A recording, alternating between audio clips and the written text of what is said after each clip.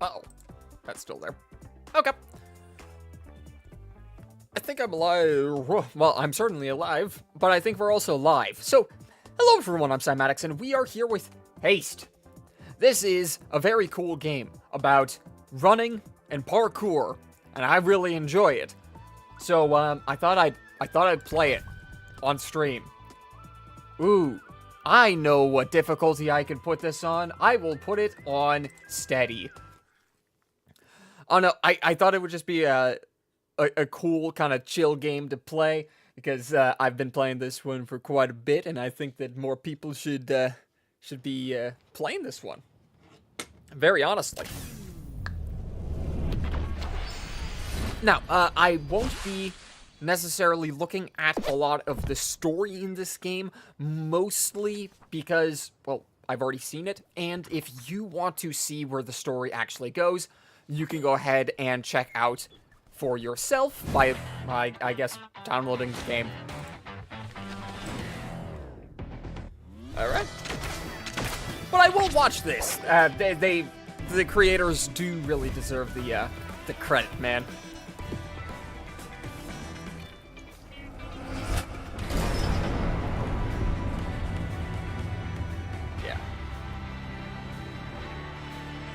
So, the idea of this game is it's a roguelike parkour game.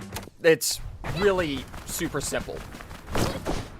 Roguelike parkour game where you go across the map, you run across different shards, which is this game's version of levels, and you get progressively faster through those shards. So we are not going to really do anything with the story right now. However, you can totally go for the story later. Now this is just the tutorial showing us how to, well, not die. Progressively, we'll get more abilities. At the moment, we don't have our typical abilities, which we'll get a little bit later. That wasn't that good. Oh well. And this is just the tutorial shard, so that it'll be very simple. I believe there are 10 of them that each progressively get harder, so I'm excited for that. Ah, yes. Well, we have to land on the circles. But the actual important thing is that I have now a meter over my health. That is energy. And allows me to do a little ability that, well, at the moment just gets me on a board. Gives a slight speed boost, though. Very handy when you need to get just a little bit of extra speed. There are a couple of extra builds that allow you to, you know, just use that ability a lot. And I'm hoping that I can get to some of those soon. I want to see if we can beat chapter or shards 1 through 10. If that's possible, that would be amazing. Yeah, here we go. And we also have a little overworld, which is kind of cool. So, let's head in through here and start the first mission. Now, talking through this might be a little difficult for me because, you know, it's... the gameplay really mostly speaks for itself. And I want to make sure that I'm getting places on time. Maybe not the greatest decision on my part. However, who cares? So, a couple of the other things that we have to keep in mind is in the top right, those are sparks. Sparks are the little things I'm picking up right now, and they are the currency of the game. So every once in a while, you'll find a shop, and then you can buy different sorts of items, depending on what's in the shop. Which is super nice. They've done quite a few optimizations for this game, so it actually works really well. Ooh, and we have the map. Now, of course, we could go over to the right. This is one of those shops I was talking about. I can go over here, which is a campfire. That will give me extra HP. Or I could say screw it and go up to this elite, which I will be doing. The elite areas are, well, harder, of course, and depending on how fast you go, will give you a variety of different items to choose from. The faster you go, the better the items typically.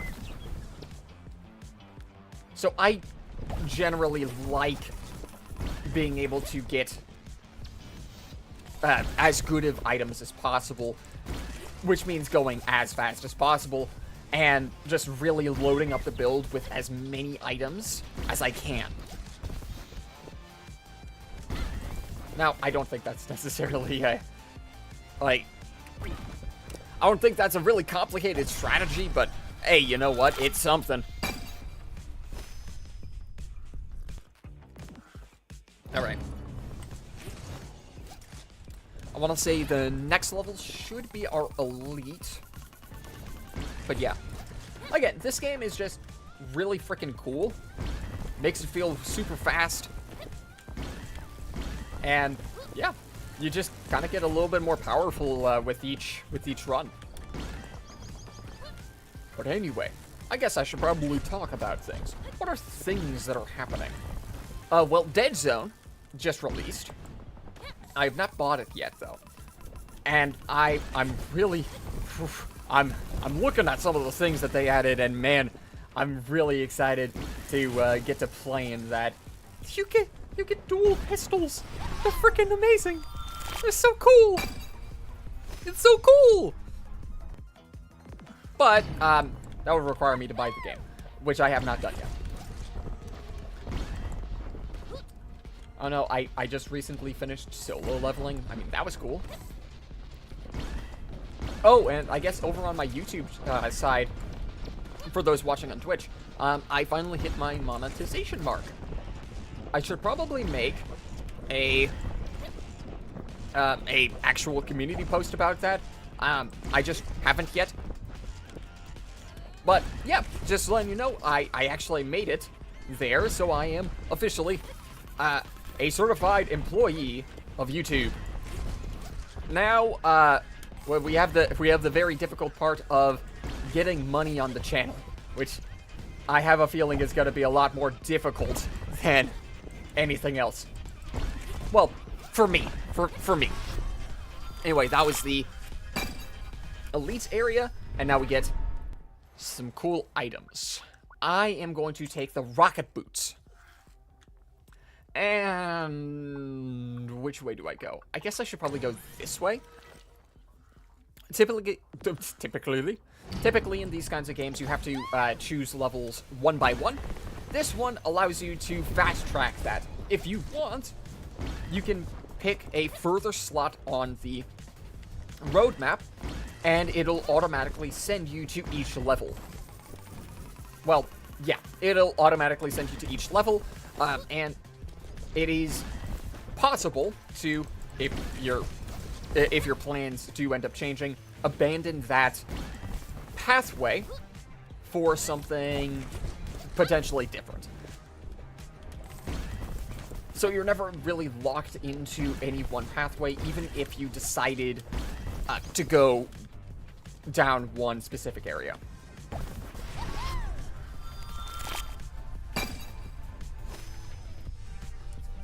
But yeah, I think we're actually, we're making quite a few shards. Not shards, sparks, which is good, because that'll allow us to get more items for the shop that we're coming up on. Yeah. Now, I played this before, and I also played this in its demo. And when I played it in its demo, a couple of my friends looked at this game and said that it was basically the new Subway Surfer. You know, in vibe. Like, it looks kind of cool, but also it looks impressive, I guess. It's just very flashy, catches the eye. So, I guess I may have to experiment with putting this, like, clips of Haste into my shorts, which I will be doing. Alright. Zoe finds Daro relaxing on a tree branch, despite the world around her being completely unstable. She is in no hurry, since she has already found a portal out. Alright, I guess we have to cross, though. Oh, shoot. I don't like this one. I don't like this one. Because I have to jump across large areas in order to pass on to the... Okay, yep, we're fine. We're fine. Oh, please, a little bit further. Okay, good. I think we made it. We almost made it. Come on.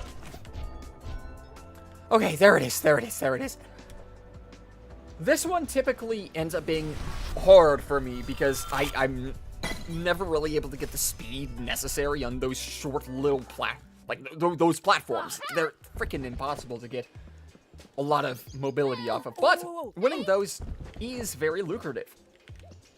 Ooh, we're gonna take this one. So every time I collect a spark, I gain extra power, or like energy, and this... I guess I'll actually just buy out the shop. So on spark pickup, I'll gain extra energy. And on close calls, which are noted by almost getting hit, but not quite getting hit, I will heal and also gain energy. So, I think this should lead to a pretty comfortable victory on the first shard. Now we just have to make it to the boss. Because yes, there are bosses in this game, somehow. But, hey, you know, they're kind of cool, actually. Anyway, the basic premise of the story is the universes are collapsing. They're all colliding, and we have to either stop that from happening or allow it to happen. One or the other. No one knows exactly why everything's collapsing, but things are collapsing. So I guess if you want to figure out why that's happening, again, play the game, support the creators. Come on, it's right there. It's right there. Let's go ahead and take another boot. And we'll take this item. Hold on. And I can't buy the last one. Alright, fantastic.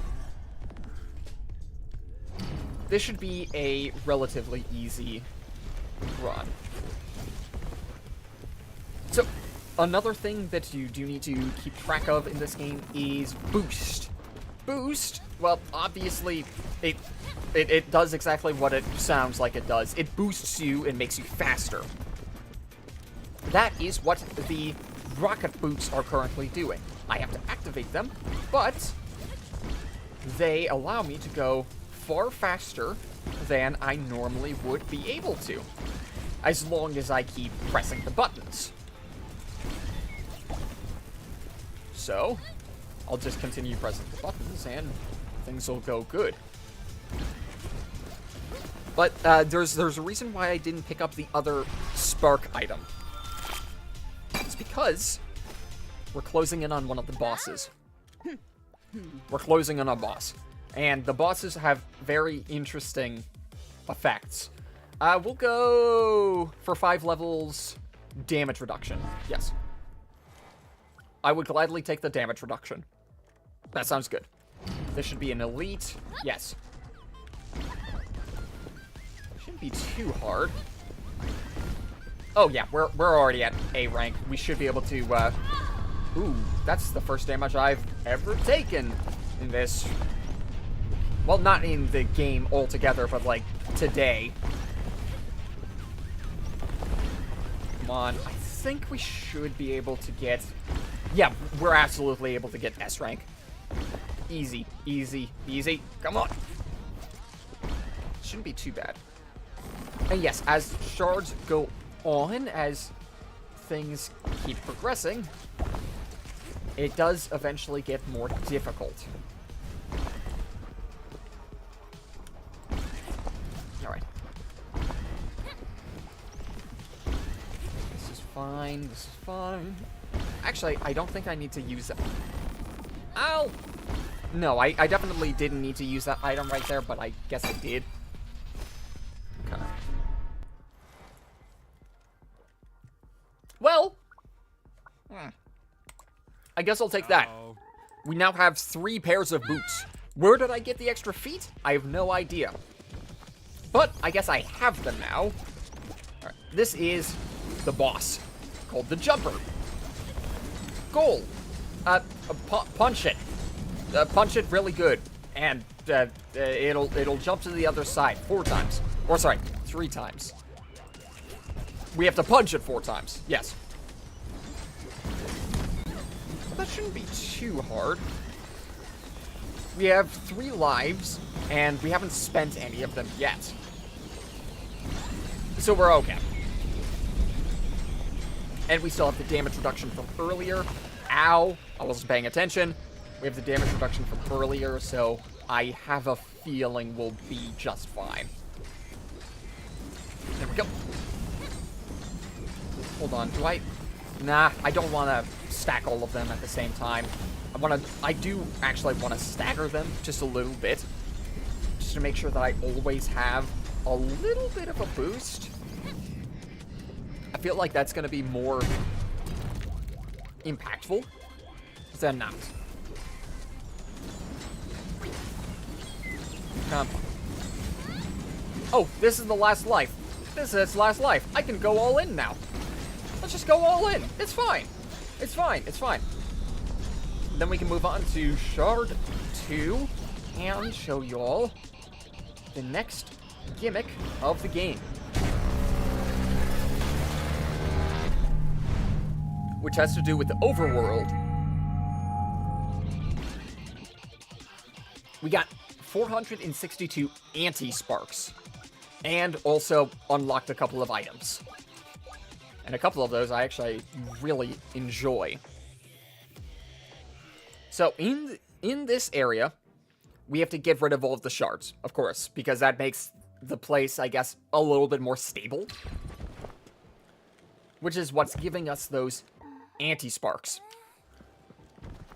But another thing we can do is meet up with the NPCs that we just found over here. Yes, and those NPCs will give us extra powers. Of course, we have you, which will show us, I want to say, yeah, you'll show us all the stats that we have. As you'll see, I have a couple of, you know, runs under my belt. And hold on. We have Darrow over here. She can give us an item that can replace my courier's board. And the captain, which increases my stats for the low cost of sparks. So I think what I'll do is I'll take sparks in fragment and then starting sparks, and I'll go item rarity. So if I ever go to an elite fight, or I guess an elite race, I can get slightly better items than green. Because green items, yeah, they are good, but I believe they're at the lowest points on the totem pole. Alright. Oh! I wasn't paying enough attention. I guess I completely fibbed that. Flubbed? Fibbed? Flubbed. But now we're going to the desert. Now, at the moment, we're currently using the courier sport, which is exactly what you're seeing. It's just a little board that I hop onto every once in a while to increase my speed. However, there's another item further in called the grappling hook. And I love the grappling hook. Grappling hook is freaking awesome. It gives a very large speed boost, at the expense of being more expensive. Ah. So, the additional energy items are far more valuable on the grappling hook than on the courier's board. However, if you're able to get the necessary energy, it's really, really fast. And it makes me feel cool, so that's nice. Where do I want to go? Let's go up here. We have 4 levels, and then an event, and then another level after that. Then, also every once in a while, you'll find these railways. These railways are freaking awesome because they have a bunch of speed rings on them. Speed rings, they do exactly what you would think they would do. They increase your speed. However, unfortunately, there's also cars on them. Or like, I don't know, like pods, drills. I'm not entirely sure what these things are. All I know is that they're in my way. And I would prefer not slamming my face into one of them like I just recently did. Now, granted, I do have 3 lives, but it doesn't matter. I'd prefer to keep as many of them active as possible. 450, not bad. How many sparks do I have already? 1023. Okay, that's good. Yeah, we're fine. But again, this is an oddly relaxing game that slowly but surely gets more tense. And I think that this is actually the first game I've played of this sort. I'm not sure there are really any others like it. You know, I do play a lot of other roguelikes, but this, being a parkour game, I don't think that I've actually seen anything too similar. Which is crazy. Because this is, like, really cool. Oh! Hey, Sachi! And, hey, are people raiding? Am I getting raided? With a party of 5. Okay. What's going on? What's going on?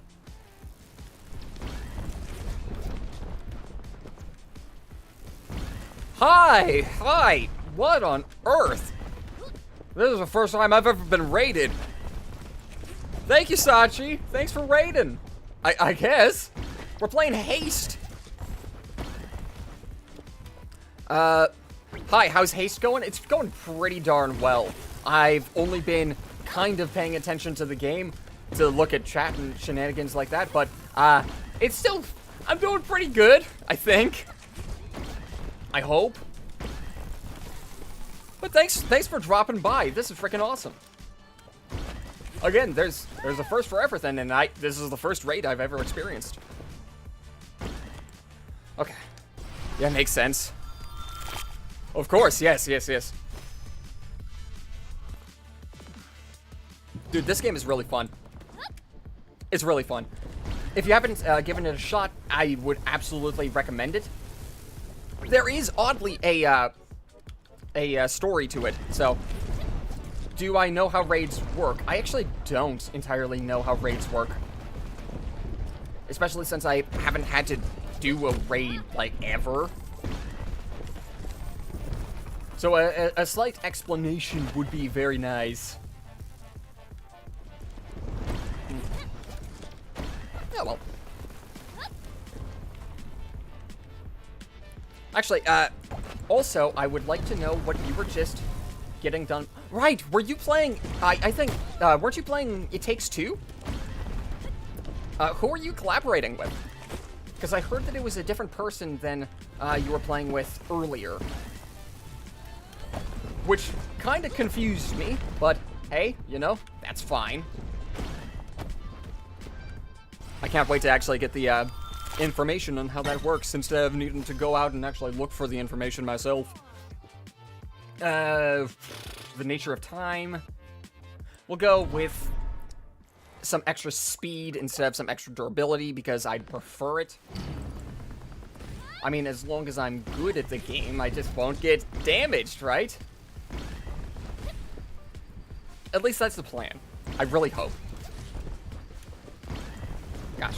I also did have the option of playing Dead Zone, which is a game that I think that more people should be playing. Just all around. So, like, it's a shooter roguelike game, and it's freaking amazing. It has similar vibes to GTFO, and I guess, what's it called? Halo? It has similar ideas to Halo. So if you're into that, or just, you know, first-person shooters or roguelikes, absolutely go ahead and check it out. I will be streaming another session of Dead Zone sooner than later. Alright, this is perfect time. So raids are when a streamer brings their community to another person's chat, boosting viewership and possibly followers as well. Okay, I did know that much. I wasn't sure if there was like another specific gimmick behind it, or if that was just it. Yeah, we're gonna go on this path. This shouldn't be too terrible though. You know, another game that we should probably play at another time? We should absolutely get back into Buckshot Roulette. Buckshot Roulette was freaking awesome. And there's just so much shenanigans that you can get down to, especially in the multiplayer mode. I think it's freaking amazing. And like maybe we can introduce a fourth person to our Buckshot table. I have no idea who. Well, I have some ideas, but I don't know if they'll actually accept the calls. But hey, we do have options. Yeah, you love Buckshot? It's so fun, man. I'm so happy that I got you guys into it. Because, man, like, I found that game on just random chance. I was scrolling on YouTube, because I still do scroll on YouTube, even as a YouTuber and Twitch streamer. And, like, a couple of the people that I watched were playing Buckshot Roulette. And because so many people were actually playing it, I decided not to watch any of their videos on it and play it for myself and see how the game actually functioned. And man, it was that worth it. I think that it was such a cool thing for me to be able to experience just by myself, especially starting out. And being able to, trick Sachi and Catherine into getting shot in the face is kind of funny too. But if you're watching this and you you didn't know, you can go over to my YouTube channel or Sachi's Twitch channel. I'm not sure if they're still visible, but we did play Buckshot Roulette on stream and me on video. So if you want to see how that's how those streams worked, hey, they're right there. They're right there.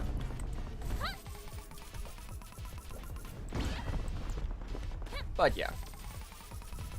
Oh no. What are things? Unfortunately, things haven't been too eventful recently. I mean, I did get monetized over on my YouTube, which is very cool. So like, I have more things to think about than just, you know, putting videos out. Now I actually have to think about, what can demonetize me and what can prevent me from making money on my channel. Because, like, this is currently my job. So, yeah. But, like, after 2 years of trying super freaking hard to actually make it, I did it. And now I can make all of, well, less than $1 per video at the moment. But, hey, you know, eventually it'll happen. Congrats on that, by the way. I kept forgetting to say that when I was over. Yeah, absolutely. Thank you very much for asking. Well, for at least thinking about asking. Because I know, like, sometimes it can be very difficult to know, focus on certain subjects especially when other exciting things happen. But I don't know, it's just, things have been relatively chill at the moment. Oh, besides the tornadoes. Those were wild. Wow, I almost forgot about those. I really wasn't that concerned about it.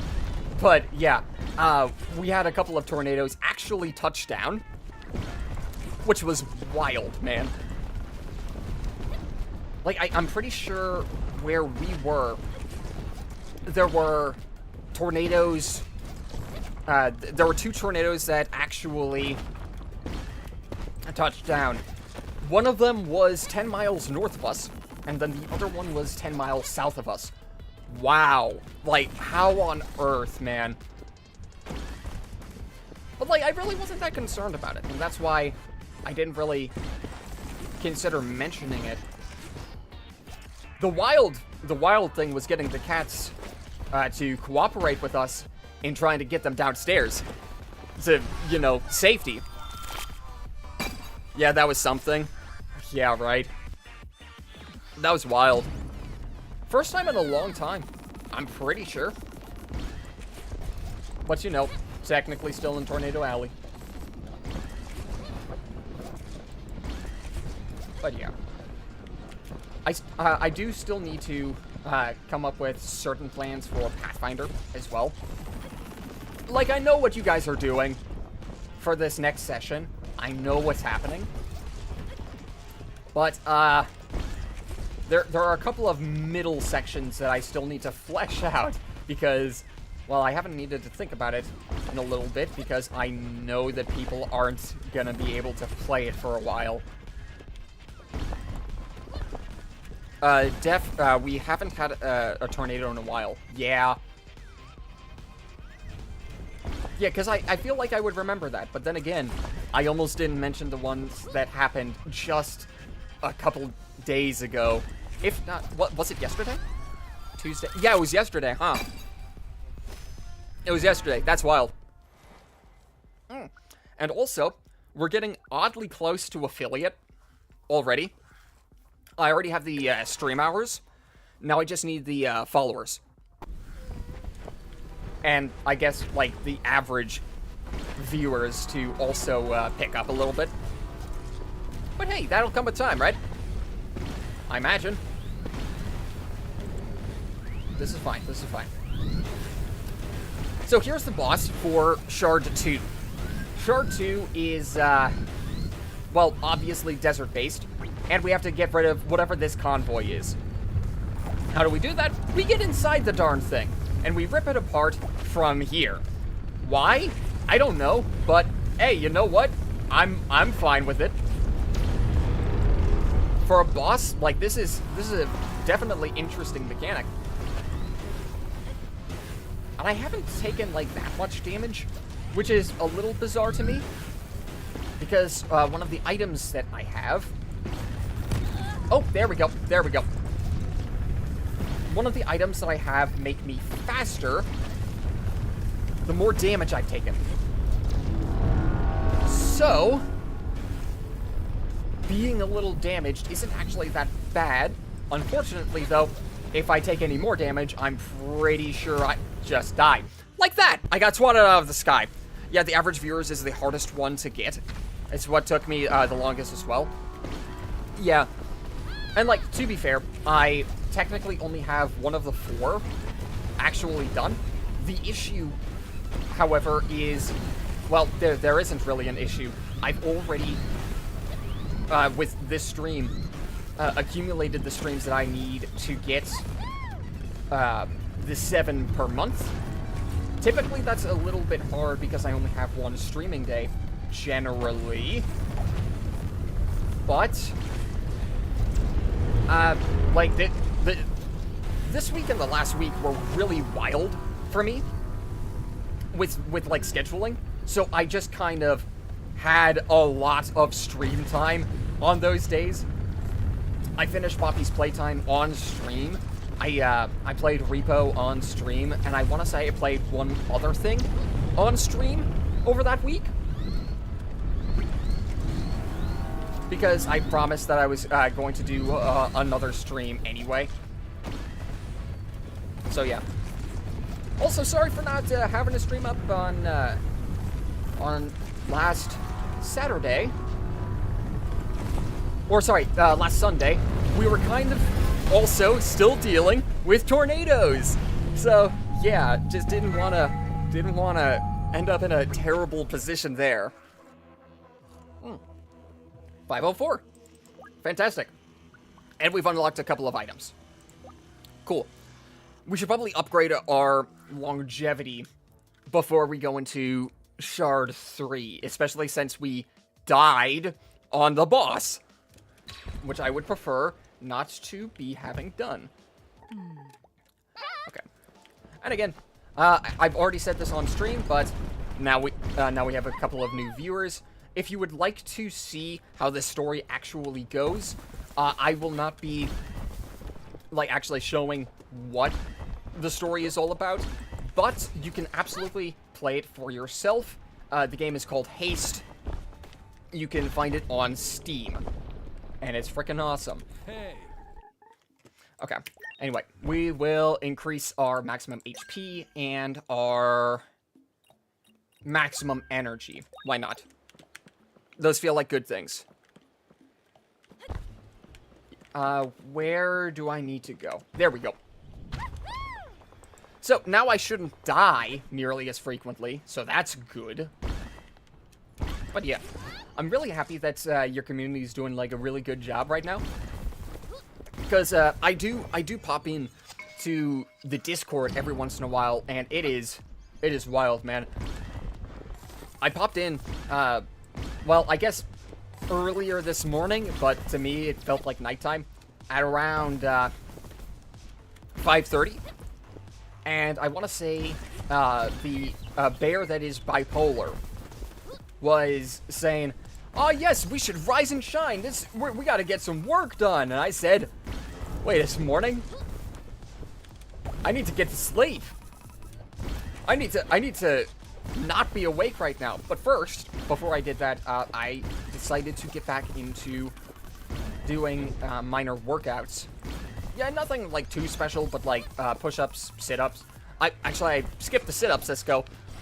But I did 70 push-ups and 70 squats, which that beat me up. But I also just a little bit ago did a sword fighting class. And holy crap, it absolutely destroyed me. I don't know what it was about that class. I don't know why it was so exhausting, but it was exhausting, man. Like we just recently learned some new forms and stuff, and we were doing some sparring fight, or like some sparring, learning some new stuff, and I don't know if it was, you know, just the actual running that we were doing, or the new, like, sparring technique that we learned, but it completely destroyed me. But hey, you know, you can't get stronger without being tired, at least a little bit. Whew. I'm hoping that we should be able to get through chapters, or shards 1 through 10 this episode. I'm hopeful. At the moment, we have already streamed for just under 40 minutes. So, we're getting there. We're getting there pretty quick. We're already on shard 3, so I don't know, like 10 minutes per shard. That sounds pretty reasonable. I do have a feeling, though, that we're going to start losing at around the 6 to 7 range, I want to say. Because at that point, builds actually start to become just slightly important. Just a little. Right, I already planned. Oh, I didn't plan that much ahead. Fantastic. I'm going to a shop. I need to buy some stuff. Yeah. Again, I just recently watched, actually, I went ahead and watched the rest of Solo Leveling just yesterday. And man, was it freaking awesome. It looks amazing. Like, absolutely incredible. And, again, one of my other friends, they didn't necessarily like the fact that one of the fights took longer than it did in the manga, or like the original telling of the story. But I'll be honest, with the vibes that they were going for, they hit it. They hit that vibe straight on the head. So I think I'm fine with it. I think I'm okay with it. Well, without spoiling too much, man is the main character freaking awesome looking. And man, are they still getting stronger. That's all I can say. But yeah, I'm planning. I'm hoping that I should be able to stream more frequently on both Twitch and YouTube. I'm hoping that I'll be able to get my face cam onto Twitch, because that is the biggest hindrance at the moment. My face cam only works right now on YouTube for some reason. So we'll get that figured out. Hold on. Okay, I gotta go to sleep now. Have a good rest of the stream, and good luck on your road to affiliate. Hey, thank you very much. Thanks for stopping by, and thank you for the raid. I was not expecting it. So yeah, again, thanks. Thanks very much. Hey, and you know what? I'm really hoping that this is at least an enjoyable enough experience for y'all. And yes, I did just say y'all. I'm hoping that this is a relatively decent experience for you, being able to see me do, well, whatever this is. What items do I have? Nothing too special. We'll go Big Spark Magnet, which is 100% spark pickup range and 80 plus sparks in each fragment, which I'm really, well, needing. Because the more of these I can get, the more items I can pick up from the shop, which is great. Oh, yeah. Another thing that's just recently happened is Diablo 4 just got their next season. And I'm really looking forward to actually playing that and seeing where things go from there. I know that they're getting a crossover from Berserk, so I'm freaking excited for that. I have no idea if it's just gonna be cosmetic changes or stuff, but like, that's gonna be freaking awesome. I love Berserk. It's really dark, really gritty, and man, does it have one of the most evil villains I have ever seen in fiction. But hey, you know what?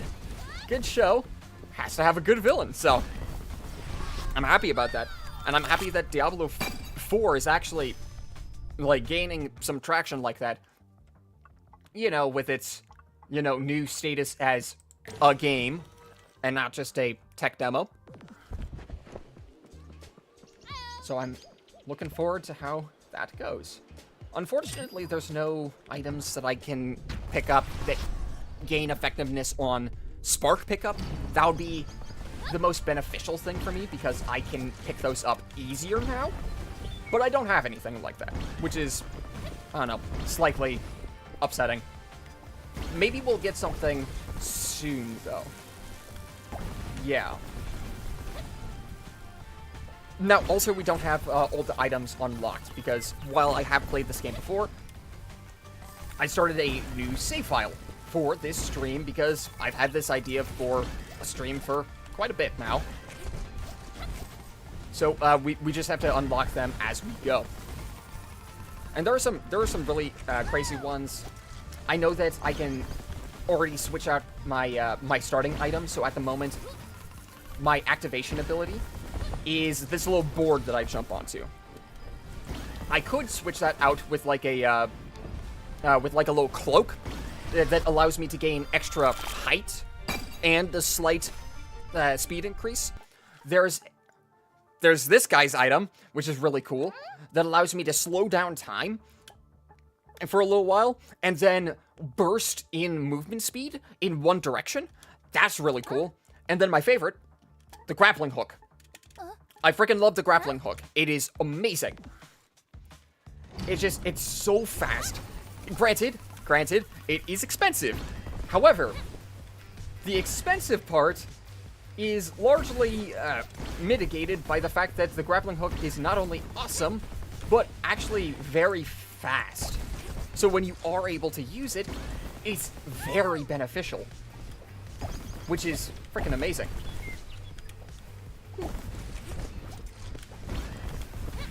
Whew. I'm making a lot of these jumps way too close for comfort. But you know, I just gotta keep roaming by. Now, are we around? I think we're around halfway through this fragment, which is interesting. No, we're around 3/4 of the way through the fragment, which is a little bad. And the reason why is because I can't get that many more items then. And if I'm not able to get that many more items, I might not have the staying power for the boss coming up. Because unfortunately, I don't have really any durability items. I mean, I do have one. I can gain a slight bit of increased healing on every perfect landing, but that's about it. I can still get absolutely smoked if I'm not careful about this. I mean, I should be fine. I'm doing relatively okay in this elite area, so I'm probably okay. Also, for viewers that are new to this channel, typically I like to go live on Sundays, Central Standard, and sometimes I go live on Tuesdays. So that's been how things have been going recently.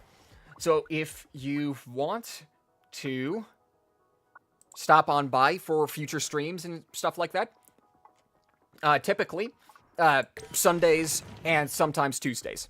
So feel free to drop on by at any time. Unless something very, very bad happens, you know, like tornadoes. Generally, I'm live on those days at around 11 p.m. again, Central Standard. But yeah, I've been playing some interesting games on my over on my YouTube channel. I just recently started BioShock, so that's cool. I still need to finish Amnesia Rebirth, which is the 3rd game in the series.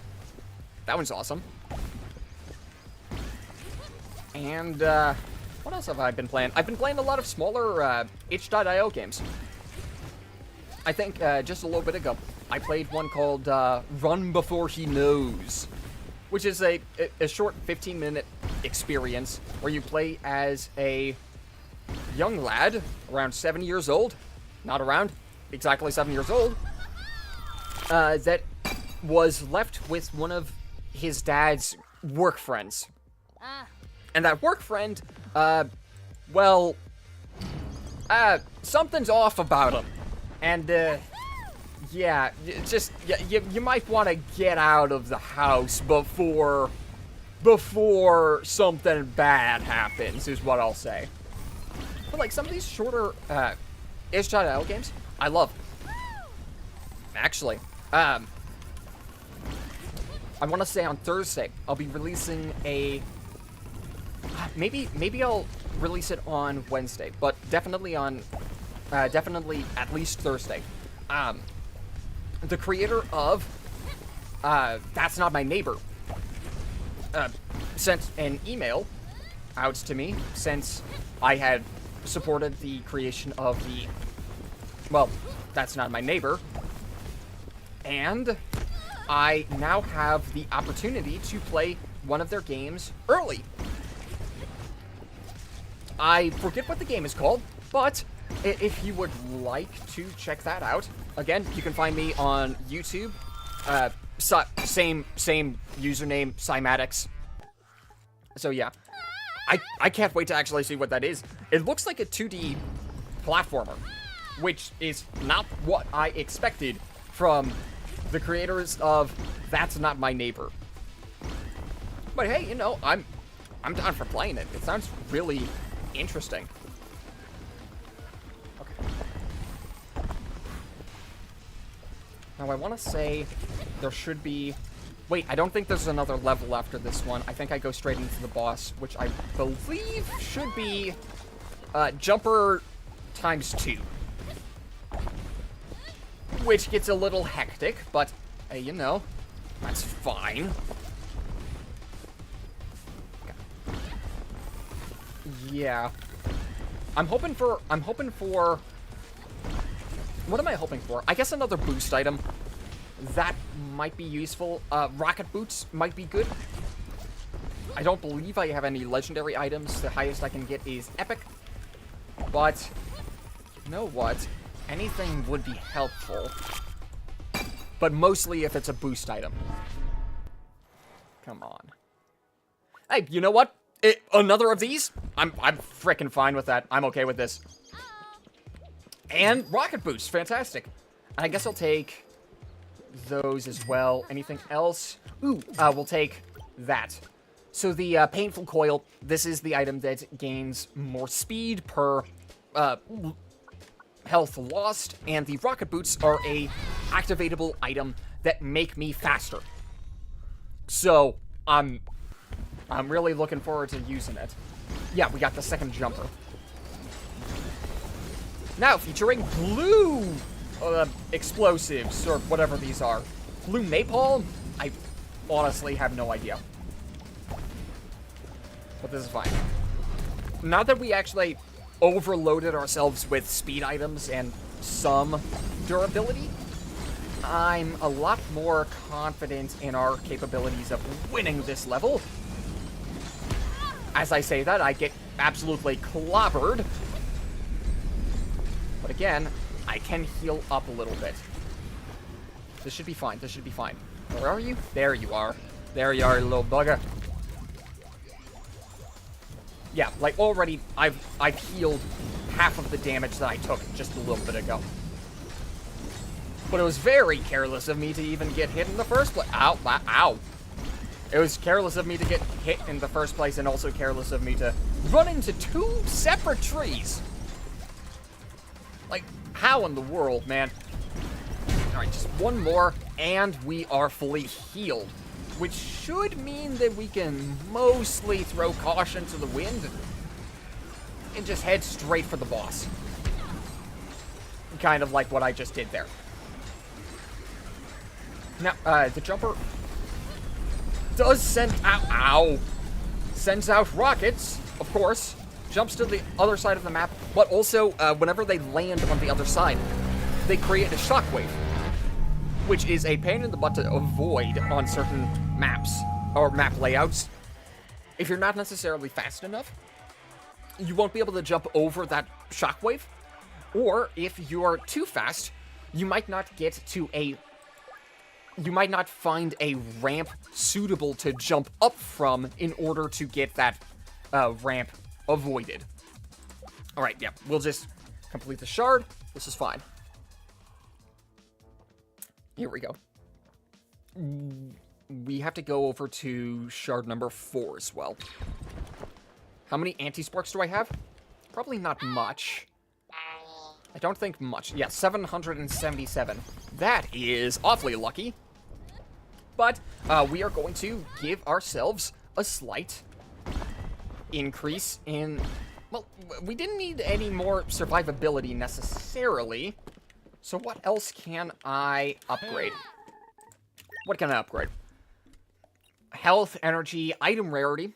We're gonna go with Sparks in Fragment. I feel like that's gonna make me a lot more consistent. Sure, I can go for Starting Sparks, and yes, Starting Sparks are very valuable.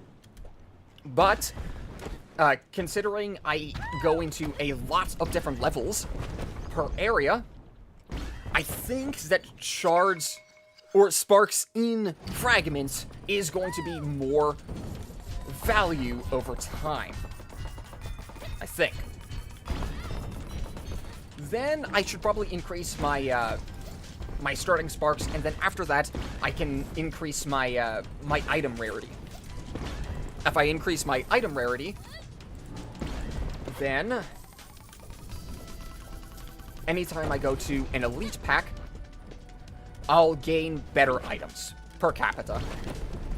I believe that increases by 25% per upgrade. Wow, that was a perfect landing. I would never have guessed that. Okay. We shouldn't be too bad. I want to say we're going to see a new boss here. I think there's a new boss in this area, which will be cool. Well, of course it'll be cool. It's the freaking... it's... What is this? The tundra? It's icy. It's very icy. It's cold. Okay. Starting off with an elite. Slightly risky, but it shouldn't be too bad this early on. Okay. The void is starting to pick up on us, though, which isn't great. Okay, yeah, we're fine. We're fine. At least we should be. Now, I'm hoping for, again, a speed item. Typically, the way that I look at the items that I generally want to get first, generally speaking, I want a speed item first, and then after that, a healing item. Because the speed item makes it to where I can always stay ahead of the void that's chasing me. And then the healing item can recover any HP that I've lost because I'm being reckless, because I'm trying to avoid the endless void behind me. So yeah, I'm looking for something that'll increase my speed. Anything. It doesn't have to be that much. It just has to be something. This'll do. Rocket boots. Fantastic. Every once in a while, I can just activate these and reach the end of the level more quickly. This game also has a adjustable difficulty meter. So not only can you go based on the normal presets, but you can also make the game, I want to say, twice as hard from the hardest difficulty. At the moment, I am only on the medium difficulty. So, well, sorry. I think it's twice as hard as the medium difficulty. Yes, it's twice as hard as the medium difficulty, and then, like, still a lot harder than the hard difficulty. But, hey, you know, that's fine. So you can adjust the difficulty up to 200%. I'm right now at 100%. And then... that's not terrible. And then you can also go into an endless mode. So endless mode, the way that that works is, well, first of all, it's endless. Second of all, you can choose the difficulty in each endless area. And then thirdly, you can... Oh, and then thirdly, the gameplay loop is slightly different. So in endless mode, you don't get the map that you've been seeing every once in a while. You don't get it at all. There is none. Instead, what you will get is an item every 5 stages. And you can gain extra lives depending on the difficulty you are currently set on. The easiest difficulty, I want to say you gain an extra life and you heal. I think every single area. On normal mode, I want to say it, you heal... Oh, no, you don't heal, but you gain a life every 5 areas. Then on the most difficult one, you just don't gain lives. Like, at all. There's no way for you to get lives. And, of course, as the difficulty increases, the speed of the thing that is following you also increases. We are going to go with that extra healing, because now I think that it is slightly more necessary. Yeah.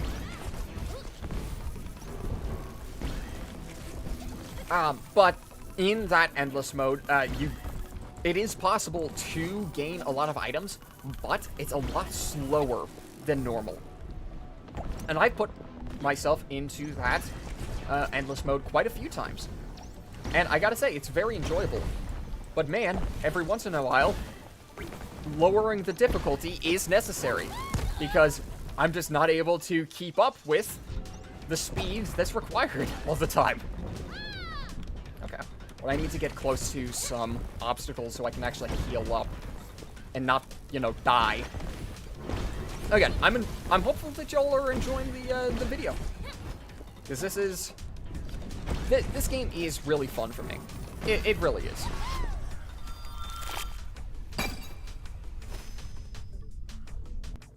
Taking a sip of stress relief tea, because I think that it's good. Yeah, we'll hop in on this road map. Yeah.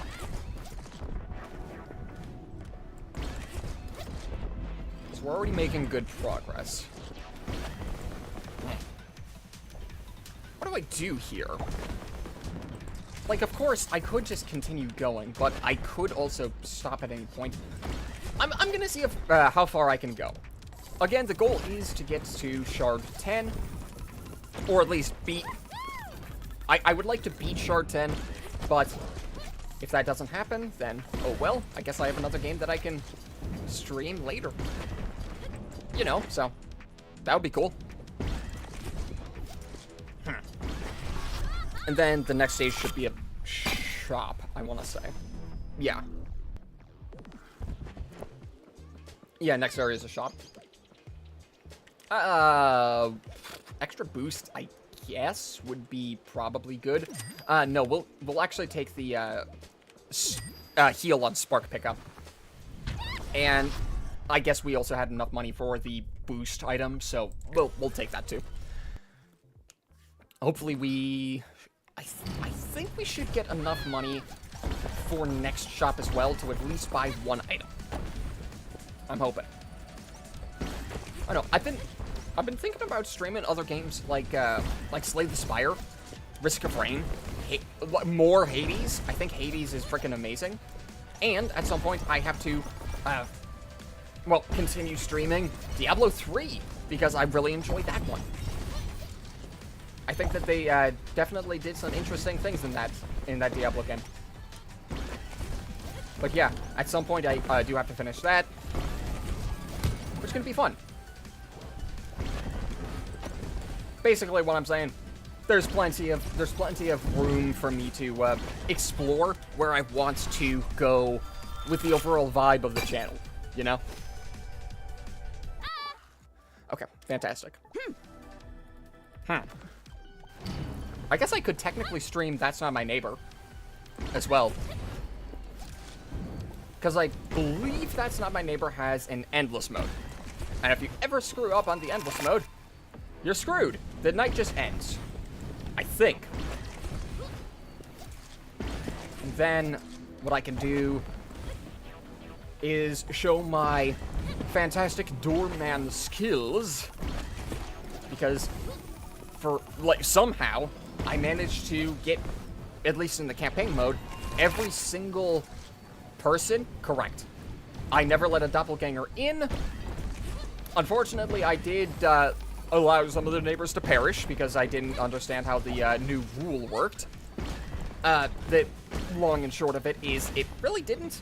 You never really had to use it, if ever. But I never let a doppelganger in. So maybe seeing just how far I can go on That's Not My Neighbor could be fun. I don't know, something like the stream ends when a doppelganger enters the building, or the stream ends when I die, or something. That could be fun. Alright, we're gonna wad off that track now. Don't want to crash into absolute death. Okay. This is fine. This is fine. I should also note that I am mostly a video creator first. While I do stream, I typically find video creation just slightly more interesting. I don't know. It's a slight preference on my part. So, but like, streaming's still pretty fun, you know? And yeah, we absolutely have enough items for one more thing. That'll do. And also that'll do. This is good. I believe... I forget. Do we have one more level or 2 more levels to go before the next shop? I think it's 2. But I could be wrong. Even if it's just the 1, I believe I should have enough staying power to get 1 item. I think. But yeah. You know, I'm still experiencing new things. I have been doing this for roughly 2 years. So, you know, making new experiences, having fun. I still need to, you know, refine the craft. So, yeah. I guess I should probably also make clips. That'd be fun.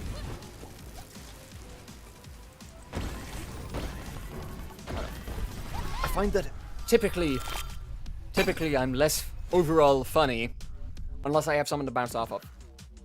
When I have Sachi to bounce off of, it actually, it can lead to some very funny situations. There's someone that I've been hoping to record with for like a while now, but haven't really ever been able to get him on the, get him to stream, and the reason why is because of the time that I do. But if we could get him, the mysterious person, I would love to see that. And then the other person is a good friend of mine named Dex. He's freaking amazing, and I think generally he's a little bit more shy, but you know, he's very funny when he stops being nervous. He's very funny when he stops being nervous. So if we could get him to find a little bit more confidence in himself, I think that streaming with him would be real cool. And of course, continue streaming with Sachi. Of course. It's like we're freaking awesome friends. He's a real cool dude.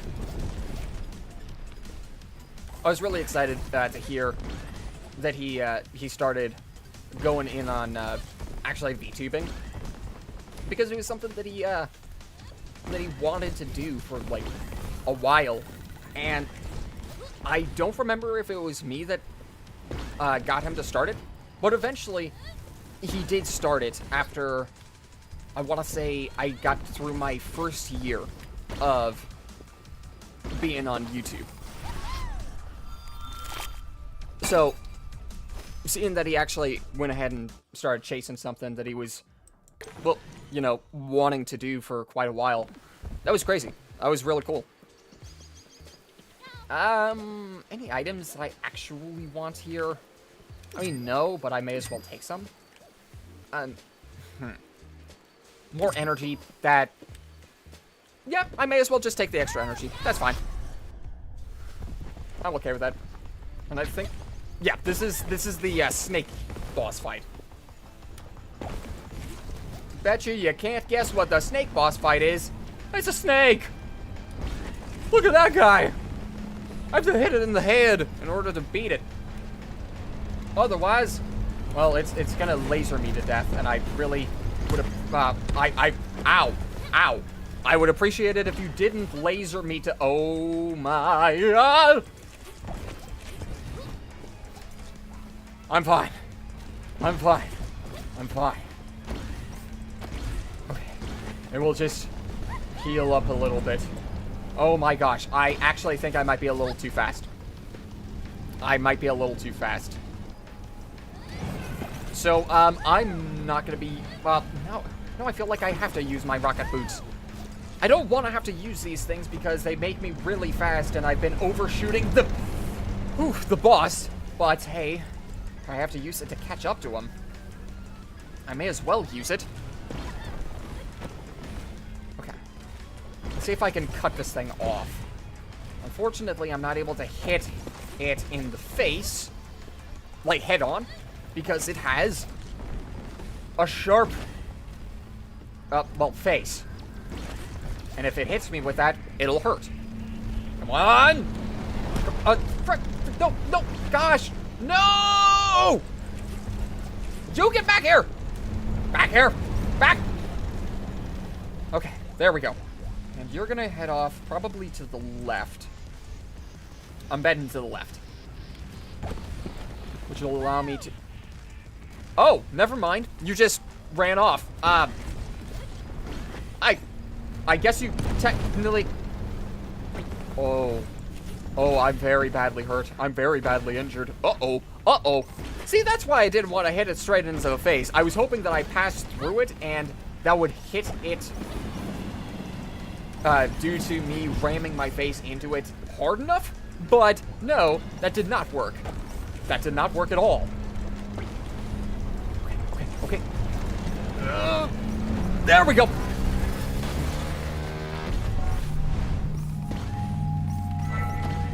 Gosh, I need my face cam on Twitch.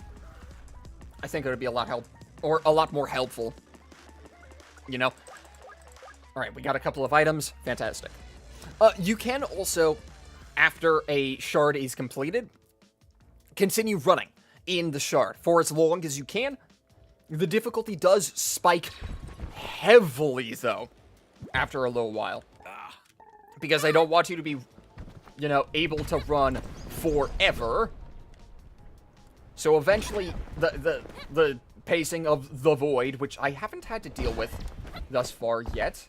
Yo. What was I saying?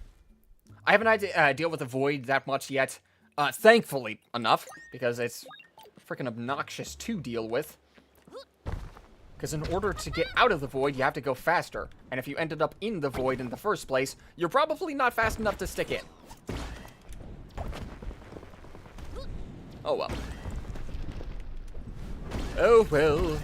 It seems that most of the raid is done. But hey, you know, at least I was able to show off something, right? What am I doing? Oh, this is not where I want to be. This is not where I want to be.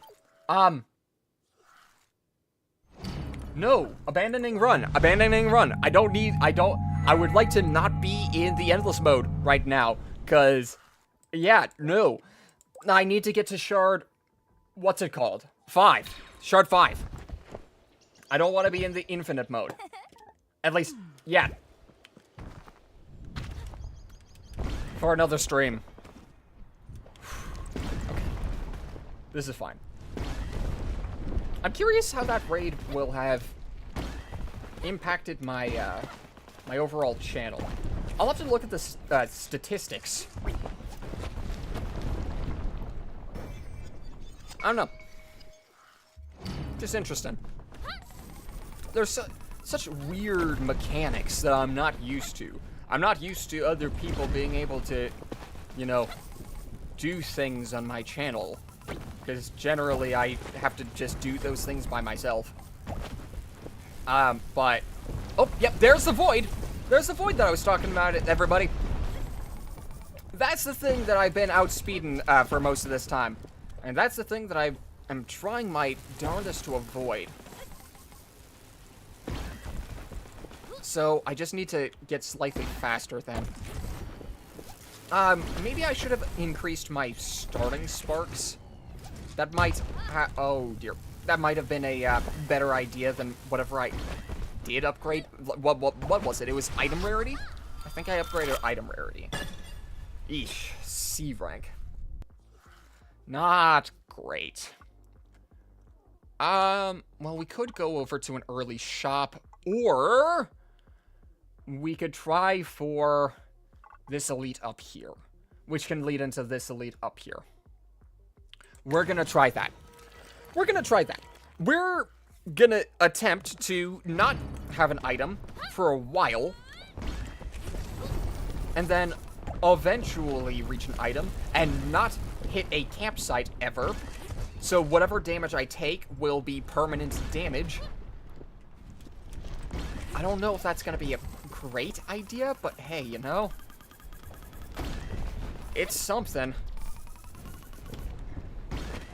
Oh, there we go. I did manage to avoid that. That's good. What am I thinking for a build? I mean, it's not necessarily, like, I'm probably not going to be able to do anything with specific builds until, again, Shard 7. But we'll see. We'll see. I think, you know, I guess I could just go with the, tried and true, I want to go faster build. Which most builds typically do fall under, but, like, the method is slightly different. Like, do I want to go in all in on sparks? Do I want to go all in on close calls? Do I want to just, you know, gain boost for the sake of boost? Am I a cooldown build, and am I something else? Am I a damage-taking build? Because, yes, there are items that specifically trigger if you take damage. Which, those ones, actually, those ones I think are my favorite builds. And then my second favorite builds are the spark pickup builds. Oh, and then I guess there's also luck builds. I think that the luck items are very interesting. Like, that's not good. One of the luck items that I typically end up getting is, it's a repeating effect that I think repeats every 0.1 seconds. And what it does is it gives you a 10% chance of healing a certain amount of HP. I forget exactly how much HP, but you get a small percent chance of healing that HP. But it procs a lot. And there are items that increase your luck, which I'm pretty sure increases your chances of proccing those items. Which means that if you have an item that says you have a 5% chance every... or you have a 20% chance every 7 seconds to gain extra speed, that chance can be increased by other luck items, I think. But I'm not entirely sure by what margin, because I don't know how luck entirely affects items. There's an item in here that says luck 50, and that's it. It just does luck 50. I don't know if it would increase that 5%, or like 20%, up to 30%, or if it would increase that 20% to a 70%. Completely unsure. I'm hopeful that it's a 70%, but I haven't been able to test it, which is a bit of a problem. Okay. So I guess we'll find out later. What are some games I'm excited for? What are some ones I'm... well, I am excited for Chronos, A New Dawn. Not sure how many people are gonna be telling you about that one, though. Not sure. But if you haven't seen it, you should probably check it out, because it's really interesting. Can't wait to actually be able to play it on my channel when it does release. I should have the capability of buying the game on release. I think I should. But, you know, it's been 2 years, so... maybe, maybe not. We'll see. Okay, okay. So things have definitely mellowed out on the streaming end. And you know, that's fine with me. Just kind of wanting to chill. You know? Times have been stressful recently. And just every once in a while being able to relax and do something that you enjoy. Hey, that's That's a win, right? Now, of course, productivity is very necessary, but also being able to take that time for yourself and just say, I need a little bit of something. That's important. Like, this is, I'm kind of using this as my opportunity, if you know how I mean. That's not supposed to be like, there's no, how'd I say if you know what I mean? How'd I say that? That's a weird thing of me to say. This is one of those items I was talking about. Cooldown, 10% chance to restore 100% health on a 4-second cooldown. I will be taking this. I have plenty of items to possibly gain speed. Well, I guess I can also take that. Any rerolls I can take? That sounds interesting. I may as well take that. Okay, now I just need to survive long enough for my item to... Well, that's a problem. Okay, well, I took the healing item for no reason. Shoot, alright. Kind of wish that hadn't happened, but... You know, beggars can't be choosers. I guess I have it now, so... In future events, I don't have to worry nearly as much. How long have I been going on? Hour 20? Yeah, I'm thinking I could definitely make it to Shard 10. Or at least make it to Shard 10. Beat it? I'm not sure, because that one's boss is very odd. Like, very odd.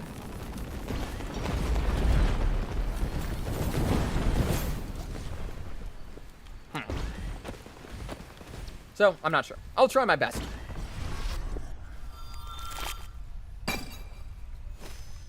And if I am able to, that would be great. That'd be great.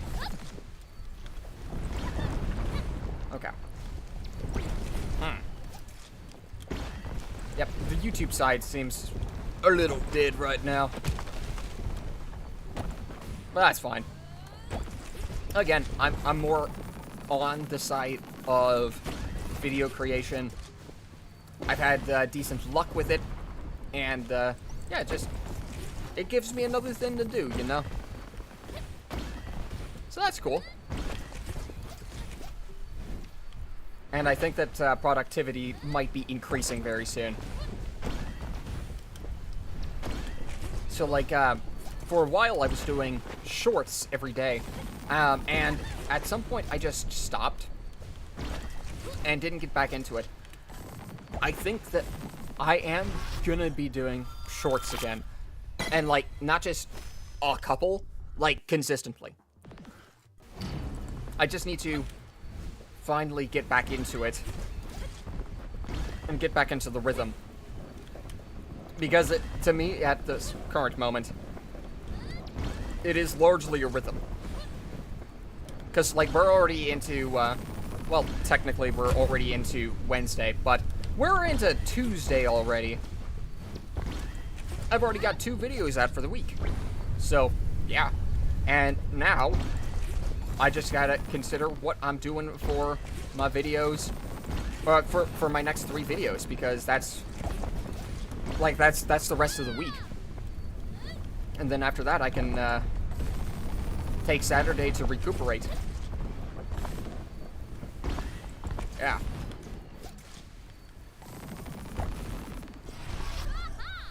You know, just chill things. If you ever want to just, like, ramble and chat, I'm mostly fine with it. Yeah, at least I should be. Just no rambling on, like, harmful topics is my only request. That's it.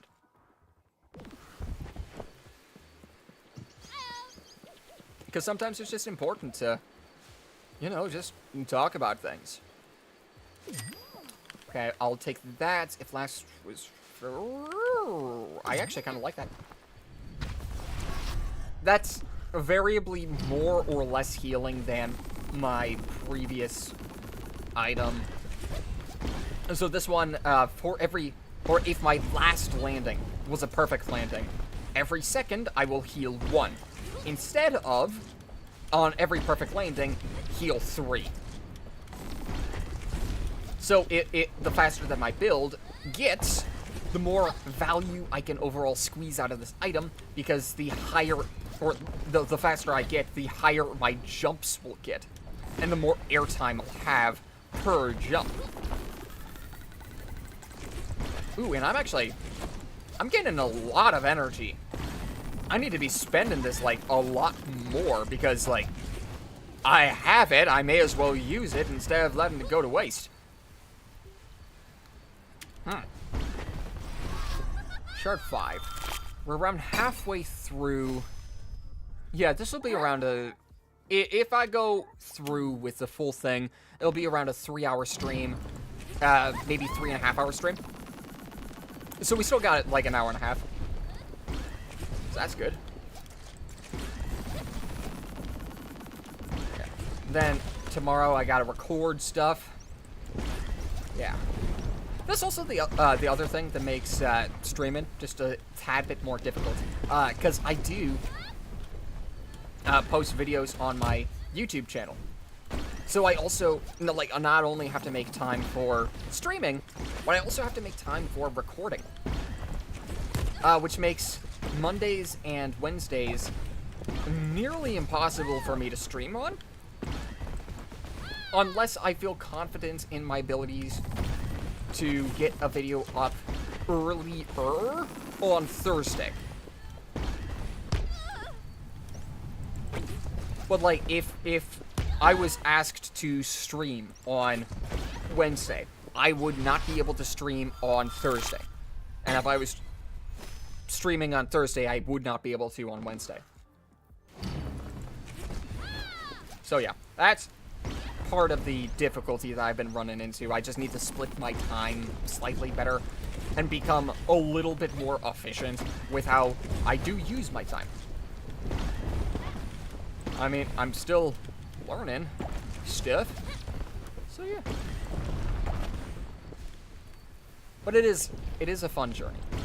And that's one of the most important things. It's a journey. It is. It's not just about where you get to. The things that you go through on that journey, those are the things that you need to learn in order to actually appreciate the end goal, right? And that's been very difficult for me to accept because I am very impatient.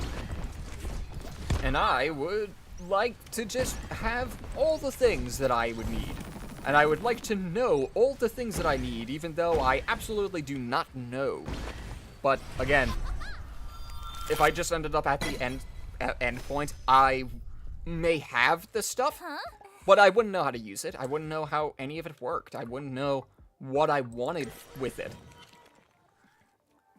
So, we're continuing with this and trying to learn our best way of doing things. Oh, dear. Yeah, I'll take 2. I'll take 2. I got a Sparks item, and I got a boost item. This boost item, however, only takes effect when I'm at full HP.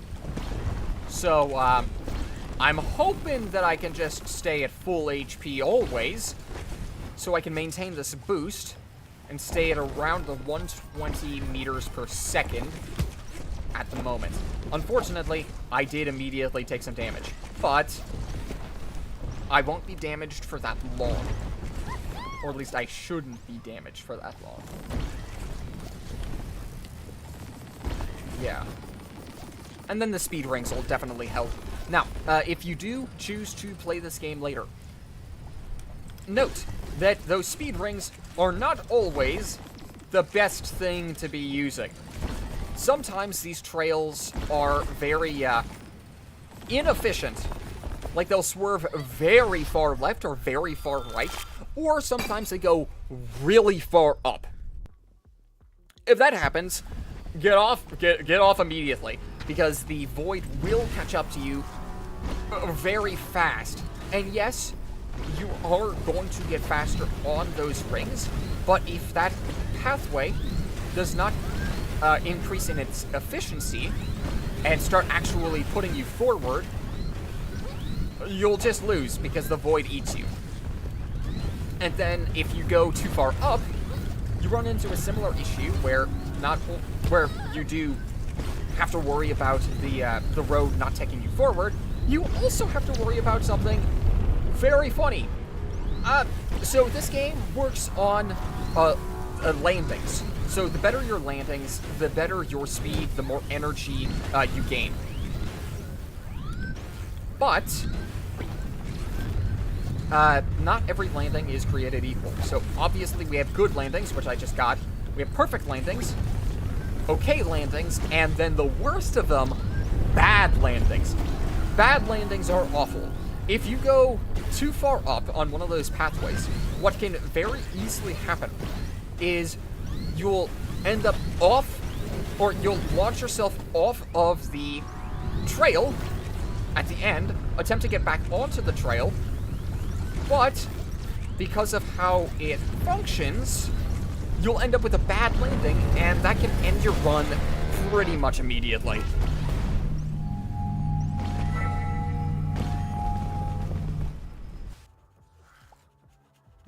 Thanks for the first chat. Hello there, this stream got delayed due to tornado warnings, right? Yes, it did. Yes, it did.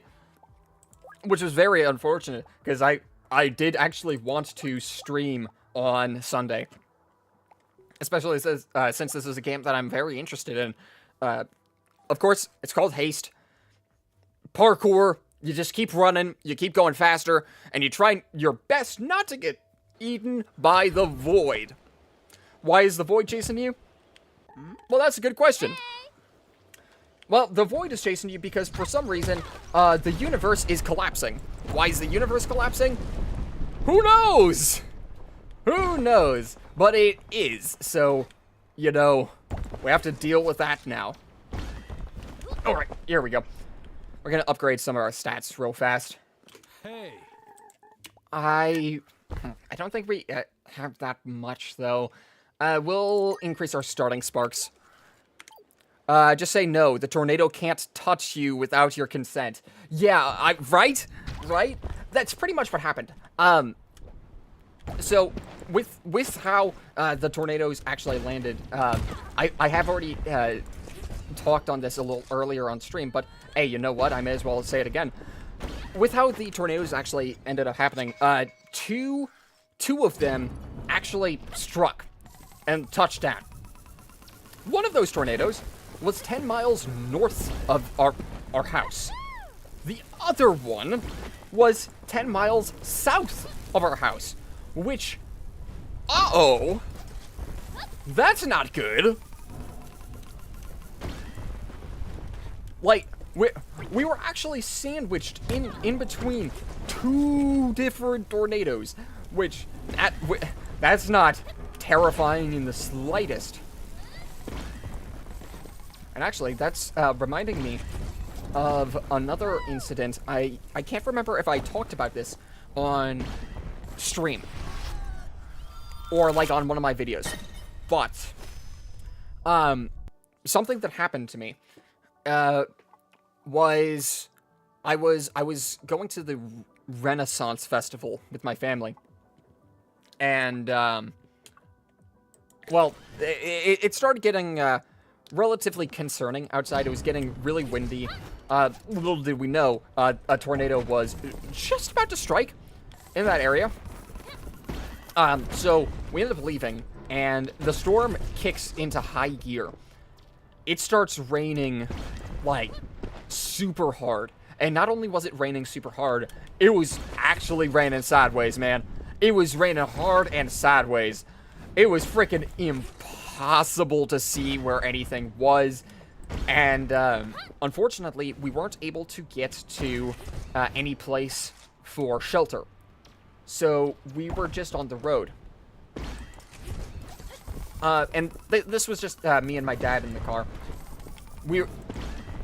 So it was getting progressively harder to see, and then we come to a an overpass, or like an underpass.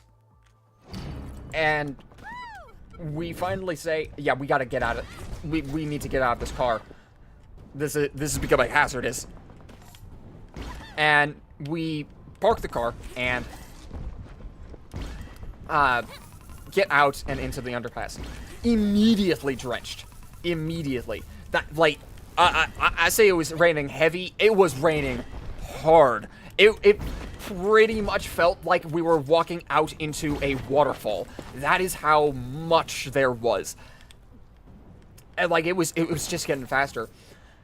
So we get to this underpass, and we meet 3 or 4 different people that were very clearly smoking pot. Very clearly. And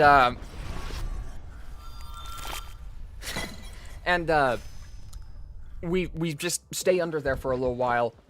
Eventually, this, like, the rain starts to let up, but the noise doesn't let up.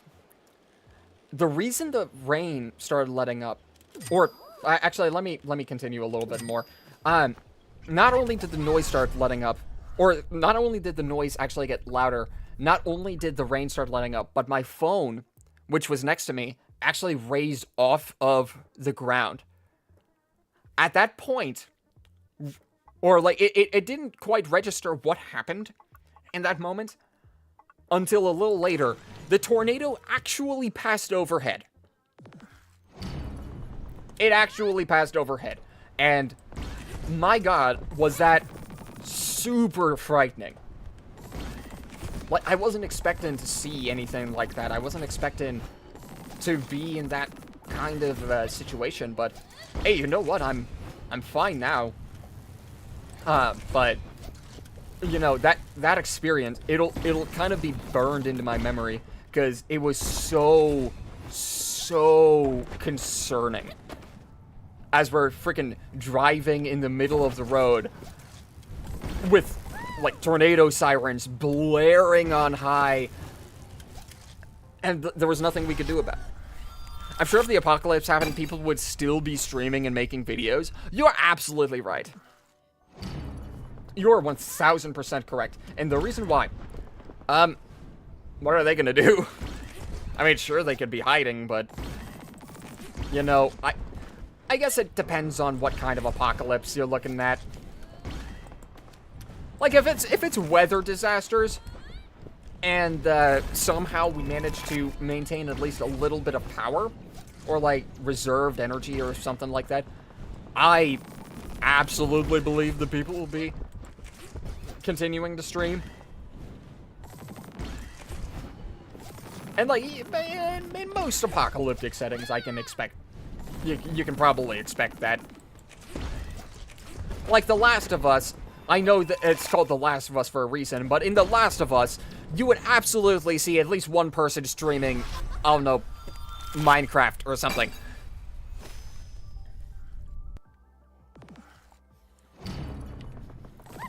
We all know that the Five Nights at Freddy's franchise isn't gonna end until the apocalypse happens. And even then, we're gonna get more installments. This time, it's FNAF Plus. I have no idea. I'm pretty sure there's already a FNAF Plus, though. I think there is. Or like a remastered... Ow. A remastered version of it. I think there is. But it's not officially released by Scott Cawthon, and I'm going, like, really slow. Can I please not be going, like, snail speed? That would be lovely. But you really shouldn't do that. Yeah, underpasses are more dangerous during tornadoes. The winds get channeled through and can easily blow or carry you out. That is true. We just got really fortunate because of the terrain around us. Because the way that this was set up, there was a little hill next to us. So we did actually have a buffer for where the wind was coming from. So, really, the wind could only come from one of a couple of directions. It was very fortunate, and the only reason we actually got out was because of that circumstance. But yeah, I'm very lucky to still be here and still be making videos, you know. Because very easily, we might not have been able to. Also, it was wild though. What's your apocalypse food of choice? Mine is canned spaghetti. Ooh. Okay. Canned spaghetti. Apocalypse food of choice. So it's got to be relatively easy to make. And there has to be some kind of preservative in there as well. In order for it to, like, stay around for a long time. Canned spaghetti is a pretty good choice. Let's think. I mean, cereals would definitely be good. The unfortunate part is you wouldn't have milk, so it'd be all dry cereal. I mean, you could do frozen burritos. Frozen burritos. Depending on how you make the burrito, it'll stay preserved for a very long time. It'll still be very possible to cook, because I doubt that fire is gonna go away anytime soon. So it's possible to defreeze the frickin' burrito.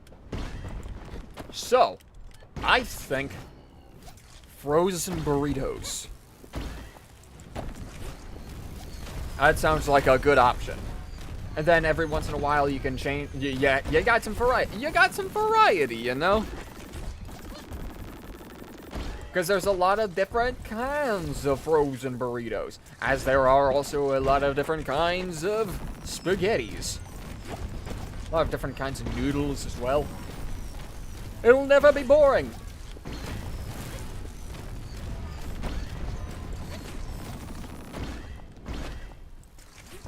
Canned foods don't expire for decades. If unopened, and I like spaghetti, so that's my choice. I'd also like to hide in a local shop. Yeah, that would be great. Actually, I'm pretty sure MatPat did a video on how long you could live in a grocery store, and it was a long time if you're actually using your time wisely, which is wild to me. And that's part of the reason why I thought of frickin' cereals, because they don't generally go bad for a long time. But again, the issue that you kind of run into is you don't have milk. So it's a slightly more unpleasant food. But I can tell you exactly what I would not want to have in as a apocalypse food. I would not want any sort of bread. No bread. Bread goes bad so quickly. I love it. It's really good. And depending on the kind of bread, it can serve for different kinds of meals. But again, they go bad super fast. They mold over so quickly. Oh yeah. In this one circumstance, preservatives become a necessity if you run into those situations. Because, like, those preservatives will make the food last for an unreasonably long time. Like a really, really long time. Oh, right, I have two anchors. Why do I have two anchors? And why do anchors make me faster? Questions for later.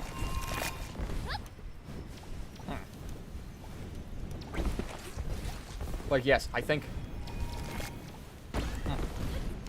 I don't know, because a canned food would definitely be ideal.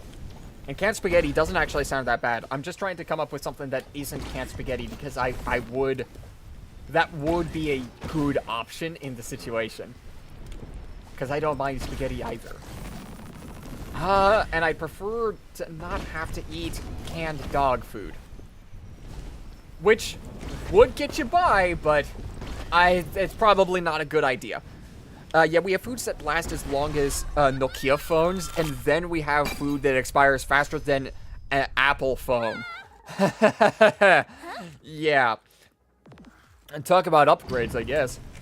Or, sorry, quick turnover. But, like, definitely no fruits, unless you can manage to dehydrate them. Then they'll last a lot longer, but not indefinitely. So I would avoid fruits. I would avoid breads. Noodles would definitely work. But you still want to eat them relatively... Well, actually, no. Because a lot of noodles come in dehydrated. Interesting. How long would a noodle last in the apocalypse? I imagine it would be a long time, right? Right? I think, because not only are they, like, dehydrated, but, like, if they're still in containers, they won't have really that many bacterias to worry about, right? If a zombie outbreak happened, there would be people demanding for zombies to have human rights. Okay. That's a frightening thought. That is a what is this item? Do a non-perfect land... Oh! It allows me to do perfect landings on non-perfect landings. I see. I really don't want to consider the fact that there would be a lot of people that would be like, zombies! Yes, they're here to stay! So, we should treat them as 100% equals. It depends on the kind of zombie. It depends on the kind of zombie. Because typically, zombies are, you know, attempting to eat humans. And we are humans. Therefore, pretty bad for us. But also, how did zombie? Did zombie happen because of infection? Or did zombie happen because of other reason? If zombie happened due to infection, please no. Please no. Because that will cause immediate problems for everyone. Because everyone would then turn into zombies. If it is not due to infection, maybe. Maybe. But it's a hard maybe for me. And only if a very, very, very large laundry list of things were true for that to be a thing. But man, you're so right, though. You're so right. What are other, like, apocalypse settings? Aliens? Aliens? Who knows what aliens do? No idea. Biological life form? Probably. Not guaranteed, though. Ow! My face hurts. And my face is gonna hurt a lot more if I don't get it out of the way. Robots? Maybe. No idea. Are they artificial intelligent? Oh my gosh, I am just terrible. Are they artificial intelligence or just robots? No idea. Are there gonna be robots or like no robots but artificial intelligence and that's gonna be the apocalypse? Beats me. I have no idea. And they would all come with their own pros and cons. I wouldn't be able to tell you what a lot of the pros and cons are because I'm not an expert in killer robots.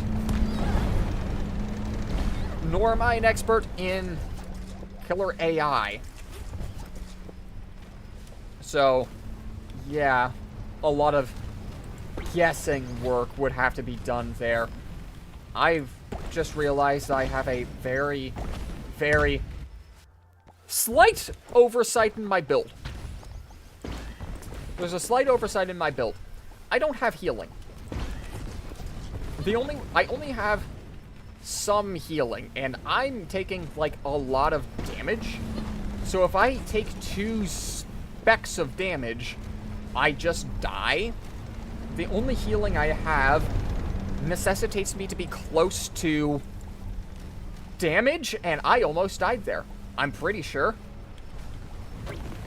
Uh-oh, uh-oh, uh-oh, uh-oh, uh-oh. Okay. I just need to hope that I don't take that much damage going into the third phase. Well, that's a problem. Oh, no! Huge problem, big problem, big problem, big problem. Come on! I don't want to stay on this thing too long. There we go! Second attack. Now we should probably do some healing. Okay. Let's do some healing. Okay. Snake behind. Oh, that's a problem. Snake in front of me now. Snake in front of me. Snake in front of me. I think I should be able to win this. I think I should win this. I've accidentally gone too fast. I think I should be okay. Barring me being stupid. Come on. Come on. Nope. Oh, wait. Perfect. Never mind. Ow. Okay, this is my chance. Maybe not. No, it is not my chance. It is not my chance. Oh no. Whew. Okay. We're fine. This is my chance! Maybe. No, I'm way too far back. Come on. Any kind of healing would be lovely. Is this it? No!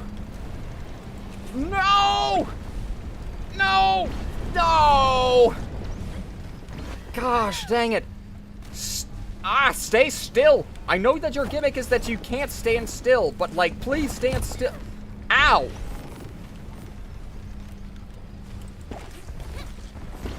I've spent so much time here. I will beat you. I hope. I've got to eventually, right? Okay, there we go. Woo! We're winning. We're doing okay. We're doing A-okay. 675. That got unreasonably close. That got super close. I definitely should have lost that run. Is that shard 6? Yeah, it's shard 6.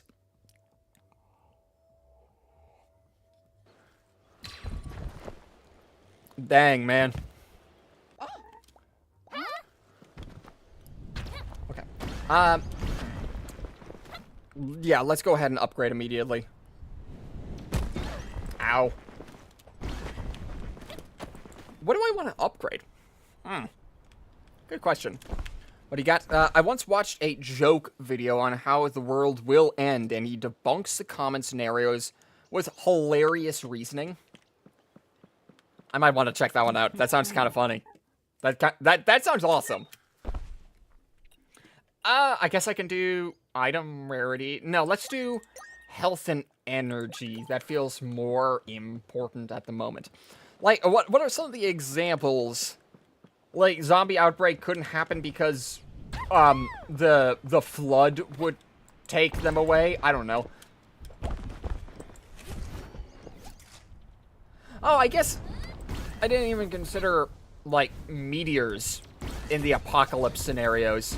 Or, like, just really, really terrible weather phenomenon. How about the moon exploding? I mean, that would be pretty darn bad. Also, I'm pretty sure I've seen this game before. Wasn't it, Don't Escape 4 Days to Survive? Or, no. Yeah, Don't Escape 4 Days to Live, or something? Something like that. That game was freaking awesome. I loved that one. and also gives a lot of different examples of certain apocalyptic events that can happen. Like, I don't know, bug swarms, massive bug swarms. You got massive spiders, toxic gas that just rains from the atmosphere, toxic rain, extreme heat, extreme cold, bandits. Why not? Why not bandits? May as well happen. And then, like, terrible storms. You know, all things that could be apocalypse scenarios. It could happen. In theory. Yeah, this is the right route.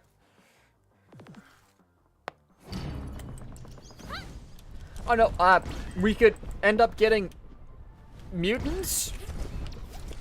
You know, like the X-Men? That could be kind of cool. And then, we'll... I'm going to stop before I sound like a purifier. Because X-Men are freaking awesome. Mutants are freaking cool. I don't want to consider what would happen if they were real. And the reason why is because I have a feeling that we'd run into several issues considering human history. But I will not continue further than that.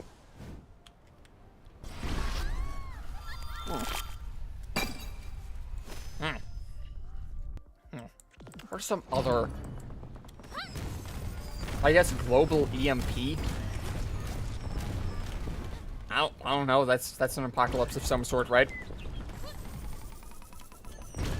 No, radiation. That sounds like the one that we might be heading for.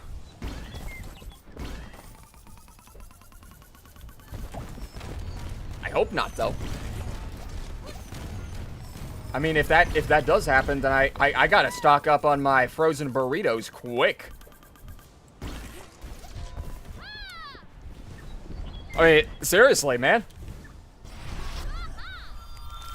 You gotta get your canned noodles immediately.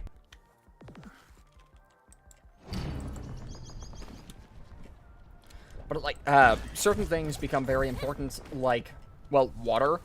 Being able to filter out water properly and find safe water. Again, depending on the scenario. Oh, yeah, I guess something that I've been gaining odd interest in recently, which is something that I really did not expect to be gaining interest in, was competitive Pokemon, like the video game.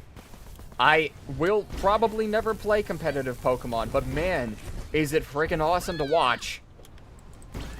There's just so much that goes into it that I had no idea of. Like, what on earth? There's so much that makes a good and bad Pokemon. That's so weird to me. And creating a team based on those good and bad things can be wildly difficult. Like, you could see the same exact team, but it will play nothing like the other team because of the other potential moves that they brought, the different items that they brought, the different abilities that they brought. Everything is subject to change, including their stats. I don't know why it's caught on so hard with me, but I love it. It's really cool. Whew. Oh yeah, I guess another thing that's coming out very soon, Thunderbolts Asterix. The new Marvel movie. And yeah. So I gotta first say, I did not watch the new Captain America movie because I was just wildly uninterested. Because, like, what were they gonna do in this movie? Like, not a lot of anything. But in the Thunderbolts, I think there's a lot of stuff that could possibly, like, happen. Because of the villain that they have going on, because of the storylines that we could have.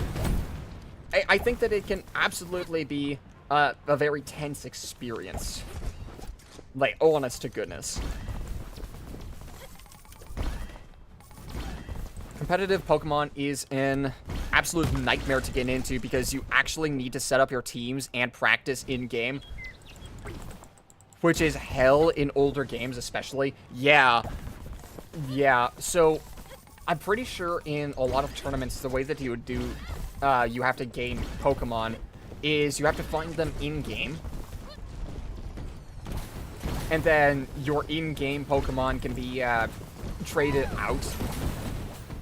Yeah, and that's how you get your teams, which is a real pain in the butt if you're trying to catch like a legendary Pokemon or an event Pokemon or something like that, because in order to catch those Pokemon, they can only be caught in one specific area,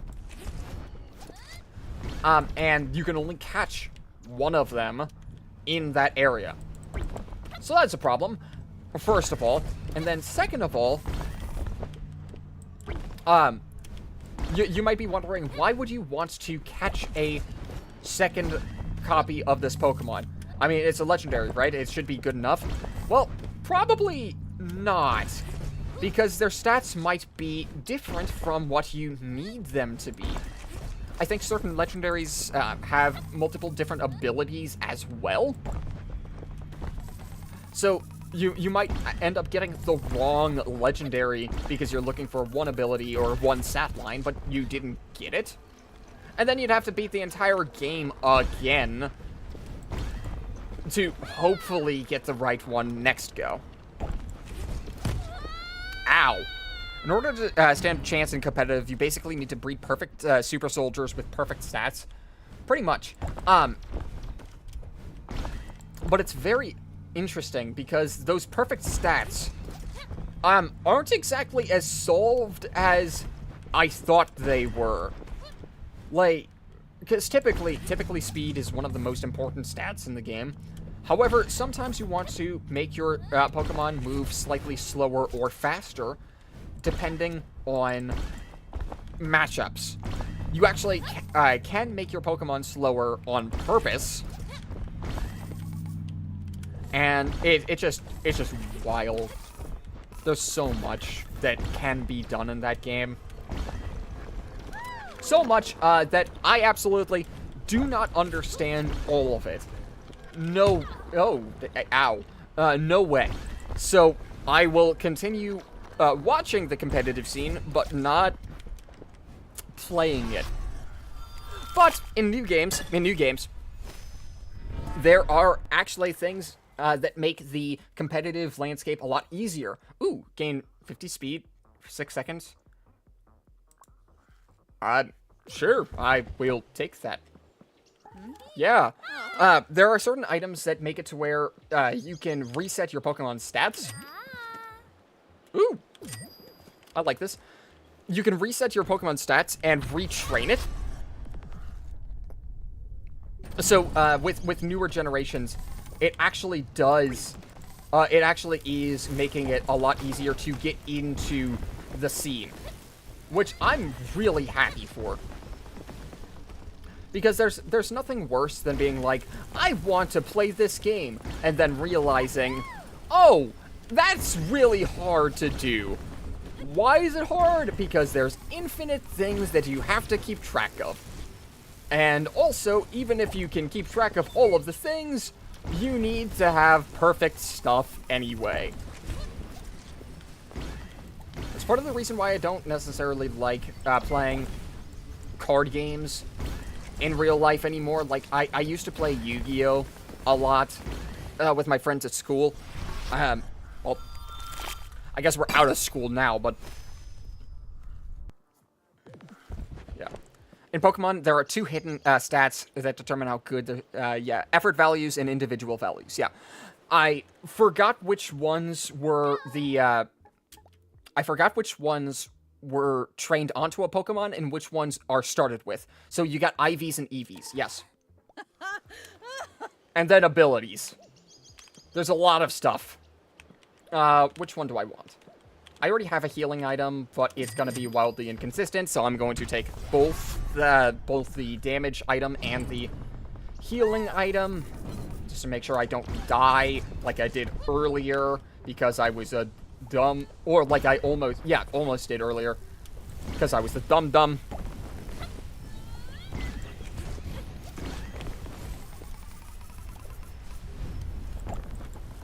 Like, there are a lot of what you would think would be bad Pokemon that are incredibly good, like Weezing.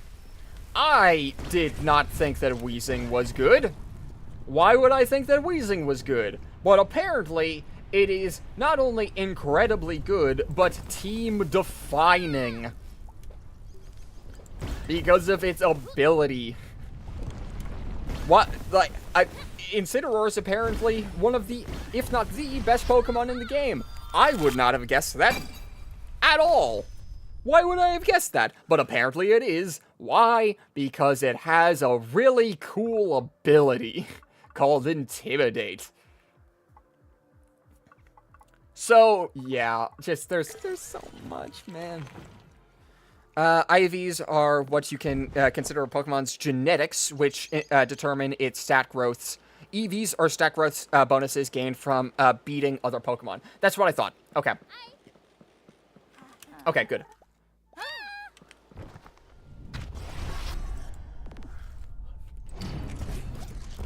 But, like, again, you can have the same Pokemon and, like, in two separate teams, and they would play nothing alike. Because of just how many things can be influenced. Okay, I'm also really liking this item. Unfortunately, the slowdown effect afterwards is jarring, but hey, that's fine.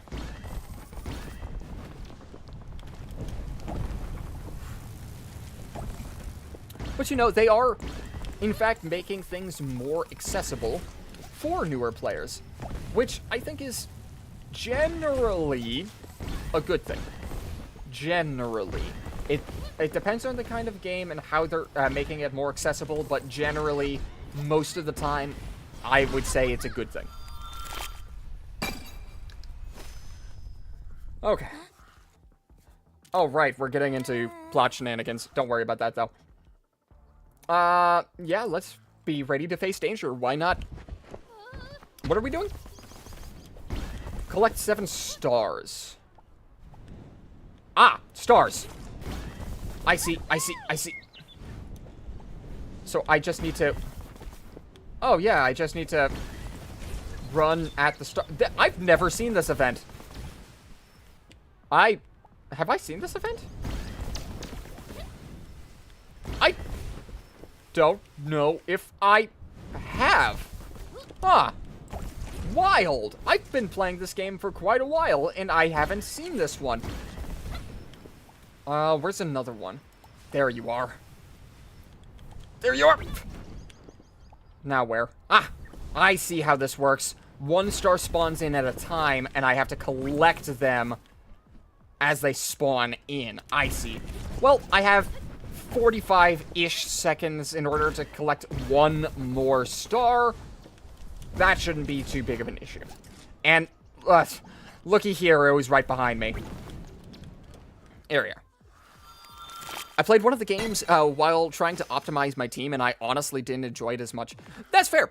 And I have a feeling it would be wildly different if I was playing it. But, like, as a spectator, I think that it's really interesting and really cool. But I definitely would not be able to do it at all. I played a couple of... Oh, dear. I played a couple of Pokemon games. Notably, Alpha, Sapphire, and X. Then I tried playing Moon, but I just wasn't able to get into Moon for whatever reason. And it's just, oh well. Oh damn. Yeah, I kinda got destroyed right there.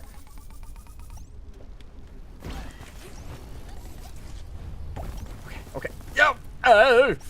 But yeah, it's just something that I've been seeing a little bit more interest in, even though I'm definitely not able to really participate in it.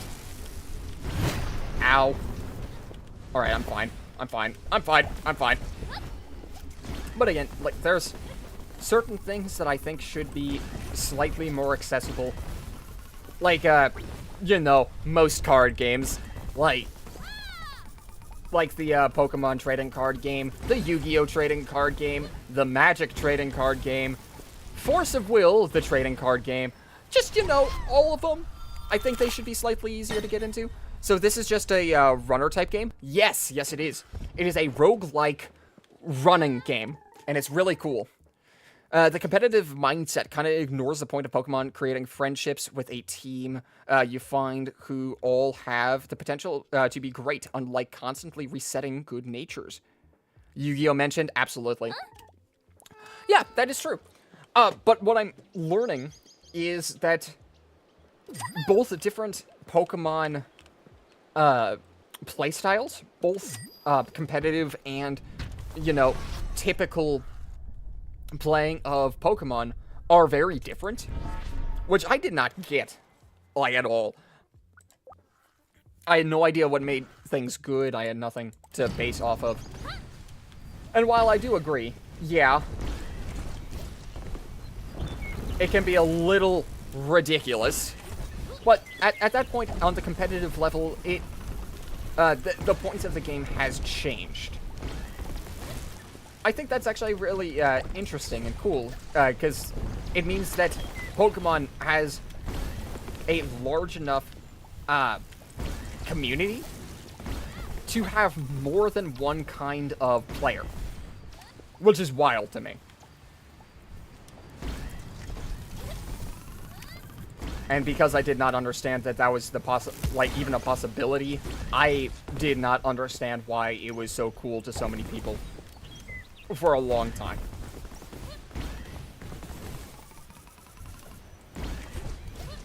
I've been running a lot of random battles on Pokemon lately.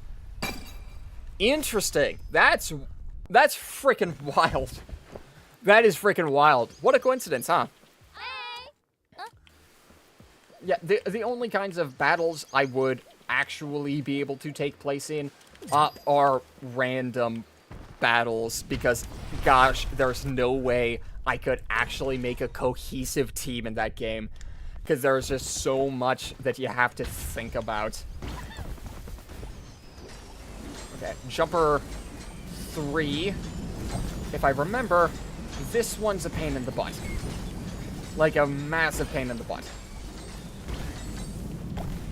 Okay. Here we go. Are we on... We're on Shard 7, I want to say, right? I think that there should be only 3 more shards after this one. But, you know, this has been a really good stream. I'm really enjoying it.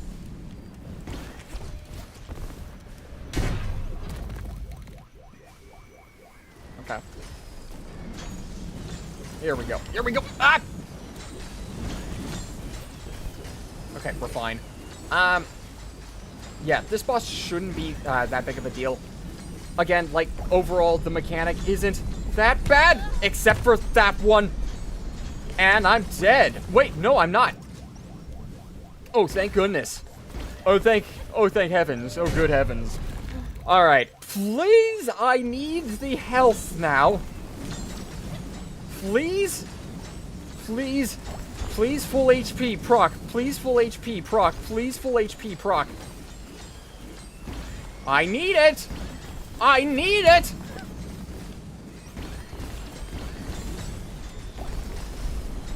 Okay. Well, alright, I finally got it. There we go. There we go. There we go. There we go. There. Oh, frick. Okay. Oh. Oh! Did I take too long? I guess I took too long. Huh. That is the first time I have ever seen that interaction. That is wild to me. Okay, but I should be relatively close to this one, so, Goodbye. You're the weakest link. Resetting for H's, for good natures, fighting the same level 5 Machops for attack EVs and ignoring all fights until I max all my EVs. It just wasn't as fun as normal gameplay. Oh yeah, that portion of it, I imagine, yeah. Oh, trust me, I don't know what Pokemon syncs well with others. I just know, like, basic counters and stuff, which is sort of why I like older GBA Pokemon games, like Crystal. Actually, yeah, it is very interesting. But I get the not liking the process of getting to that team in the first place. I absolutely get that. But again, they have made it slightly easier, at least from what I've heard, with certain items that you can use on your Pokemon, but you do still need to get to those items. So, I don't know. It is what it is. But yeah, Clutch, thank you. Thank you. It was freaking necessary. Oh, gosh. I think we just go into the next shard, right? Or fragment? Yeah, let's just go into the next one.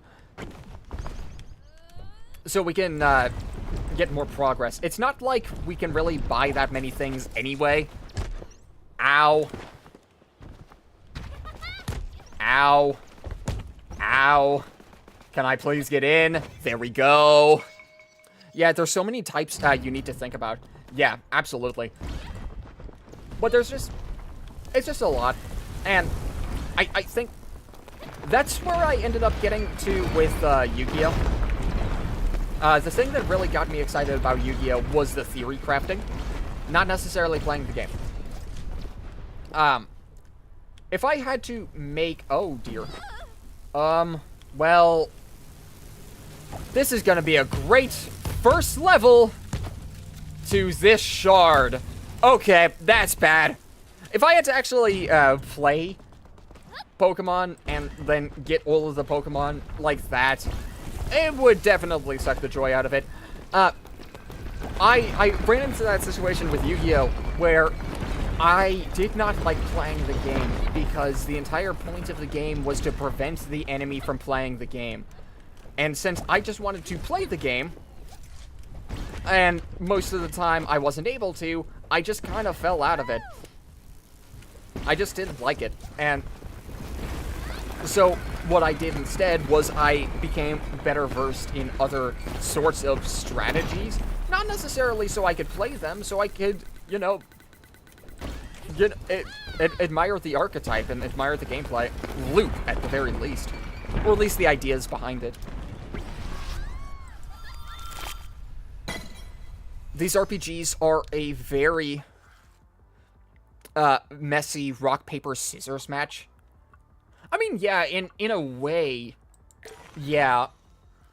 But sort of, I guess the thought process behind it is that the extra messy bits of the rock, paper, scissors match is what makes it interesting. At least that's my thought on it. Okay. I want to say this boss should be Convoy ×3. Which, if I remember, is a huge pain in the butt. But not as big of a pain in the butt as the one I'm going to be coming up on in Chapter 9, Snake ×3. That one is freaking awful. But we'll probably manage to beat that one anyway.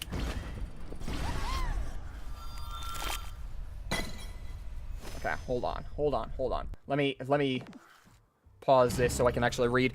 With Yu-Gi-Oh, it's the same. I prefer, like, older style playing. I run Blue Eyes. It annoys the piss out of me when I make 2 moves and my opponent plays, like, essentially a whole turn worth of summons. Yeah. During my end phase, mind you. Yeah. Oh, like, the new stuff, like Tier Limits, if you're not playing Tier Limits. Or, like, Tier Limits is now bad, but at that time, Tier Limits, oh my gosh, you could play your entire turn on your opponent's turn and then also play a turn. It was wild. You know, that RPG I told you I was playing the last week literally used rock, paper, scissors. as elements the players and enemies used. That is wild. That is actually wild. But you know, it's a very accurate way of depicting it. Get rid of them. Hate. Fair enough. I absolutely get that. I absolutely get that. But yeah, it is definitely annoying. Especially if your experience with the game and the game that you enjoyed was the slower version, right? Unfortunately for you, I do end up playing a combo deck, and the combo deck that I play is Heroes, which is not great because typically you're able to shut them down with a single negate, which is a problem because, you know, of course. The thing about them, however, is they have to work on the main phase. No standby shenanigans, no end phase shenanigans, no on your opponent's shenanigans, unless it's like a trap or an effect that I can activate, but most of the time it's on the frickin' main phase. That's it. Respect? Yeah. Dude, I just want eventually this archetype won't die to a single counter. It is that counter. Oh, Destiny Hero or Elemental Hero? Oh, a incredible mix. Destiny Heroes, Elemental Heroes, Vision Heroes, Evil Heroes. You know, just a lot of heroes. Also a couple of masked heroes. I might be forgetting a couple of variations. And then I also toyed around with Neo's shenanigans and Rainbow Dragon shenanigans. So, like, I've definitely done my fair share of looking. Dude, I love that. Sai, I'm kind of curious about your answer to this question. Do you prefer a game being too hard or too easy? It depends on the experience. It depends on the experience. So, I do like games being hard. Too hard, that's difficult for me to say. Because too hard and unfair seem like two completely different things. If you're looking for a very replayable experience, I would prefer too hard. However, if you are looking for a more casual, like, one and done sort of game, then too easy, I think, yeah. It's odd, because typically I play roguelike games, where a lot of the replayability comes in from different builds and getting stronger as things go, and being able to modulate the difficulty that way.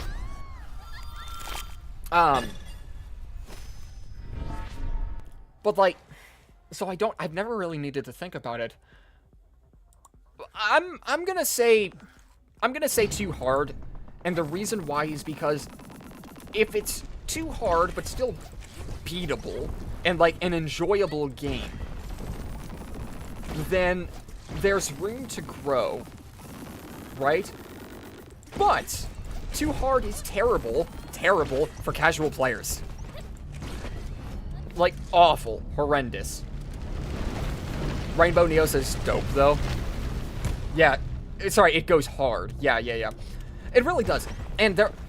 Oh, gosh, there was a strategy that I ran that actually allowed me to consistently get out Rainbow Neos and a lot of other different support monsters on field. The issue is that they changed the name of Rainbow Dragon, or like they changed the materials for Rainbow Dragon, or Rainbow Neos. So you have to use an Ultimate Crystal Beast monster, which typically that would make it easier to summon.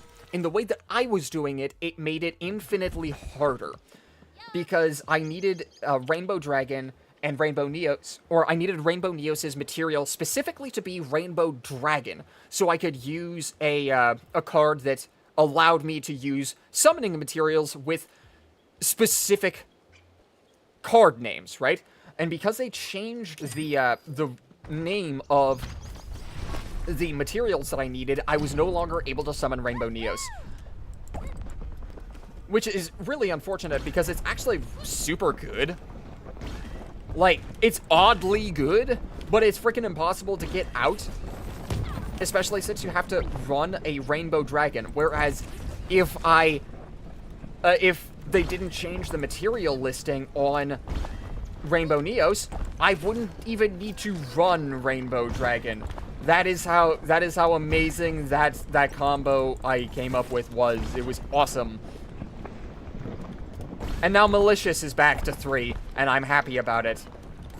Anyway, someone else. Blue Eyes recently got more support, which was nice. Indigo Eyes Dragon is such a great card. Yes, actually, the support recently has been really good for Blue Eyes. Let's say something that's fair but really hard, or something that's fair but too easy. Some monsters allow you to use them as a substitute for one fusion material, like King of the Swamp. Yes. The issue is I don't really like using King of the Swamp. Because it just doesn't flow, and with the amount of restrictions that heroes are put behind, I prefer not needing to rely on an non-hero card to do that. And I believe I was using an extra hero to do it.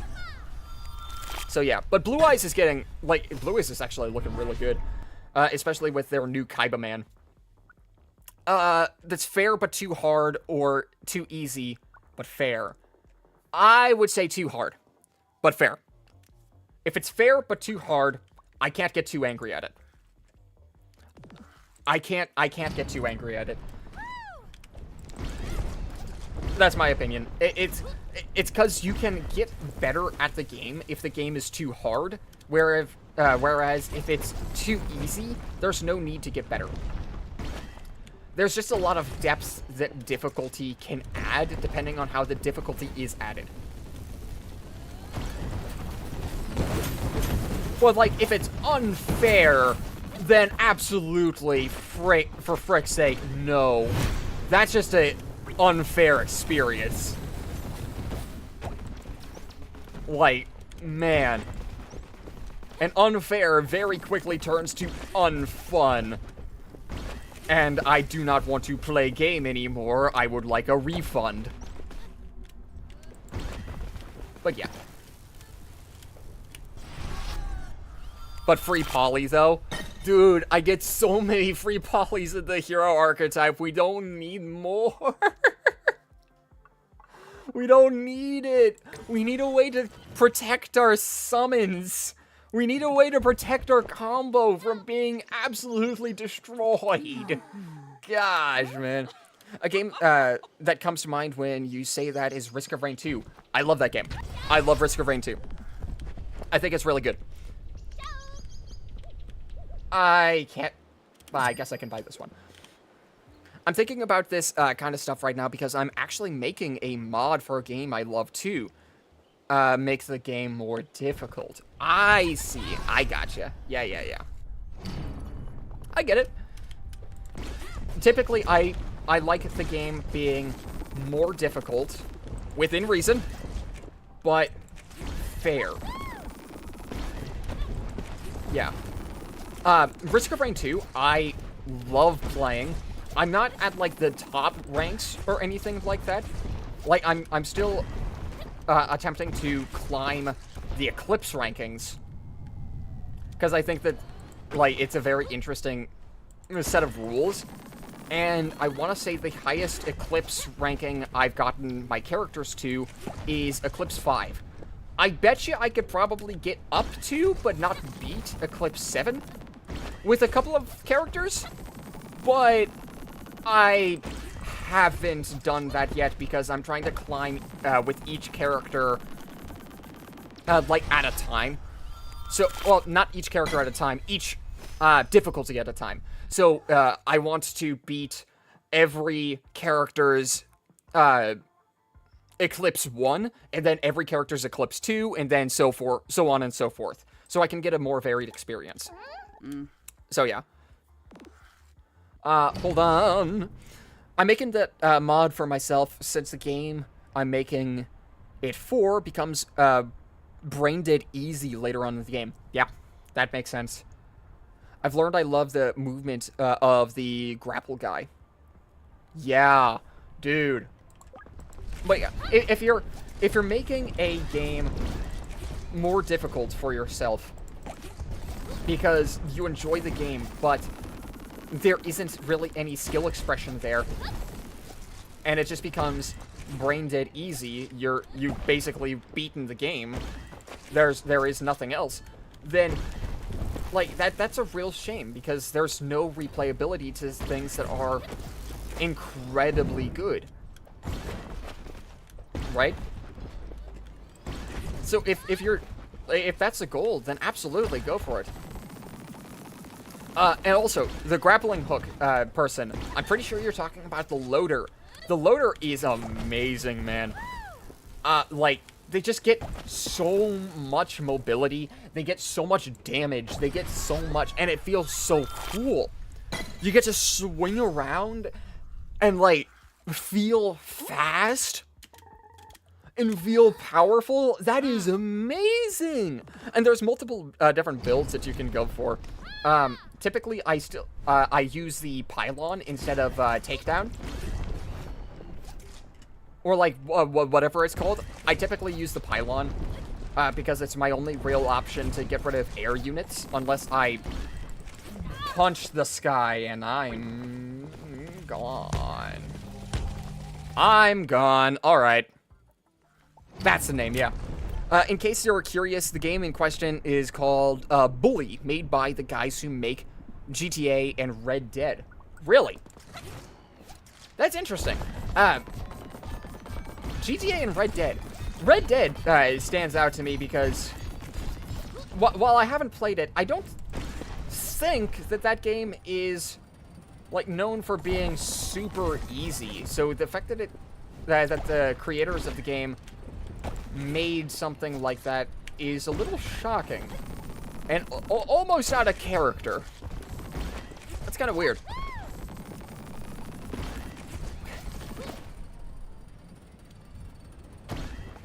Wrecking Ball mode. Wait, hold on. Wrecking Ball mode attached to a greater wisp and swing around punching. Dude, yeah. It's freaking funny because you can also gain more momentum with every single punch that you throw out. So it's really cool because you can just generate speed because of that. And then you can load up your big punch and use that momentum that you gained and slam whatever it is you want. I'm not sure how the physics work now as of Gearbox. But you definitely used to be able to slam some of the bosses into walls and just kill them. Like the Wandering Vagrant, the big flying thing. You could just kill the Wandering Vagrant by shoving it into a wall, and it was nuts. I loved that. You could do something similar with the Mercenary, but the Mercenary is not as good. However, I will say, I do enjoy the Mercenary a lot. I love this guy. In fact, he actually might be my favorite survivor, even though they're not, you know, the most powerful. Right? Like, some of the heroes I don't necessarily like playing. I think Captain is fine, but I don't really like the slower playstyle. I think that Railgunner is really good, but I don't like the slower playstyle. It typically leads to me getting overwhelmed quickly. But like characters like Acrid, I really like Acrid. You can clear out large swarms of enemies relatively quickly. You have decent mobility and pretty good damage overall. I guess pretty darn good. Bully is an absolute masterpiece, by the way. Definitely recommend it. There is Literally no other game I can think of like it. Really. Hold on. I'm going to write that down. Hold on. No, I don't want to watch the video I was watching just a little bit ago. Alright, bully. Let me type. Bully. There we go. Yeah, I'll make sure to check that one out. Oh, you can one-shot most elite enemies. It's broken. Oh, yeah. I hate engineer. The grenade pattern is too random. I don't mind the engineer. It's not my favorite. But it's also not my least favorite. Because, like, yeah, they are slower, but at the very least, typically, you can summon, like, missiles, and those missiles are pretty consistent damage, and if you ever are getting overwhelmed, you can summon a sentry gun. And the sentry gun can output some pressure and, well, draw aggro from enemies onto them. But I agree, the frickin' grenade that they have, that is the worst weapon, like, in the game. Man, I hate it so much, because it's not useful. Why would I use that thing when I could just use the missile backpack on cooldown? Why not? It's just a lot more, it's just a lot better.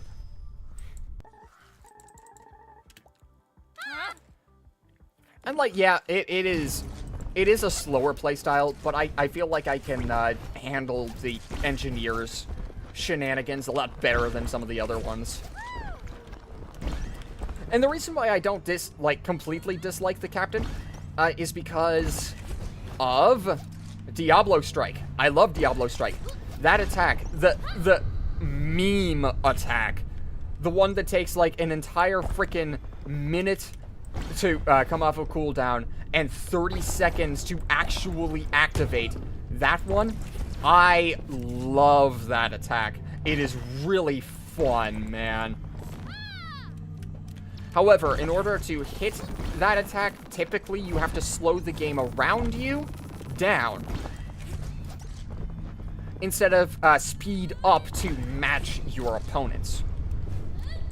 Or even get better or faster than them. That's my issue with Captain. Fair. It just doesn't seem like an even trade from essentially faster DPS with other characters. Yeah. You're right. You're right. There are just better characters overall. And, like, Engineer isn't bad. But there are also just characters that feel overall better to use. Like, in my case, I love the Mercenary. I know that the Mercenary isn't, like broken or anything like that. Because, like, it's hard to find builds necessarily for Mercenary, because the only way that you're able to really get builds on the Mercenary is if you run around bleed or, like, proc chances. But not all of his kit has bleed or proc chances. And, like, sure, you can try burst damage with your dashes, but, like, it's just slightly more inconsistent than I would like. Also, this shouldn't be actually that hard. I don't think, because I have basically two Death Defiers. So, even if I die, I'm not going to be taken out of the level. And even if... Oh, okay. Wait, did I find an exploit? I found an exploit, guys. I found an exploit. You're not supposed to be able to do that. I was supposed to be able to go back around. And that's the only way I could, Huh. Wow, oops. If you streamed Bully, I don't think I could stop myself from getting excited and sharing my unhealthy amount of beta knowledge, Easter eggs, and obscure lore. That's fair. That's fair. I'm that way, but with Common Writer. Fair. Yeah, I'm just as confused as you guys. Oops, that's not how you're supposed to fight that boss, but I guess it worked. Huh. Alright, now I can actually gain some upgrades. Captain, my captain, where are you? We're on shard 9, I believe. Item rarity, we can actually just hold that out right there. Hold on. Where are you? We are going to talk to you and confirm use of the grappling hook. Or, sorry, Air's Javelin. It's a lot more expensive, but, come on, it's freaking cool. It's really freaking cool. Wait, where am I going? I don't need to go that way. Yeah. But anyway, I'm pretty sure that the next boss I'm not gonna be able to cheese like I did that one. Because, it's a snake. Yeah, so I guess we'll actually have to come up with a really good casually insta-kill boss. Yeah, oops, didn't mean to do that. I'm just that good, guys. I'm just so unbelievably good. I'm so good that not even I understand what I'm doing. It's just working. Gosh. But yeah, Bully, I'll absolutely give a shot. There was another one that I was recommended called Enna. And I was shown the first episode of Enna, and it definitely looks interesting. I think at some point I will end up playing it. I'm not sure how well I'm going to handle the game. Is all I'll say. That's about it. But from what I've heard, there's actually like a storyline. I thought you were stronger. I did all the side quests. I'm sorry. Small warning, though, in case you ever play it, its PC port is completely broken on newer operating systems. You'll need to download a patch made by a guy called Silent to get the game working. Interesting. I'm curious why it's broken. So I would need to get a patch in order to actually play the game. That's kind of unfortunate, because, like, you have so many good games that are absolutely still playable, but the reason that they're unplayable for a lot of players is because they're just inaccessible. Right? It's just, it can be a little upsetting when that happens. Maybe they'll remake the game. That might be possible. They may remake the game. I have no idea. But, like... But Bully, okay. What's the how do I say this? What's the premise? What's the premise? Like, without giving away too much, like, what's the premise? Because I'm absolutely down to play it. Rockstar Games outsourced the PC ports to a company called Mad Doc Software, and they made very dodgy PC and Xbox 360 ports. Ah, great. I see. So it's similar in that case to Sonic Adventure 2 and the PC ports to that game. It just doesn't work. Like, flat out, it just doesn't work. Why? No idea. But it's a game that you absolutely can still buy, and it's a game that you absolutely still cannot play on PC. It's so weird. And then Sonic Colors, I'm pretty sure, had a remaster and was just worse.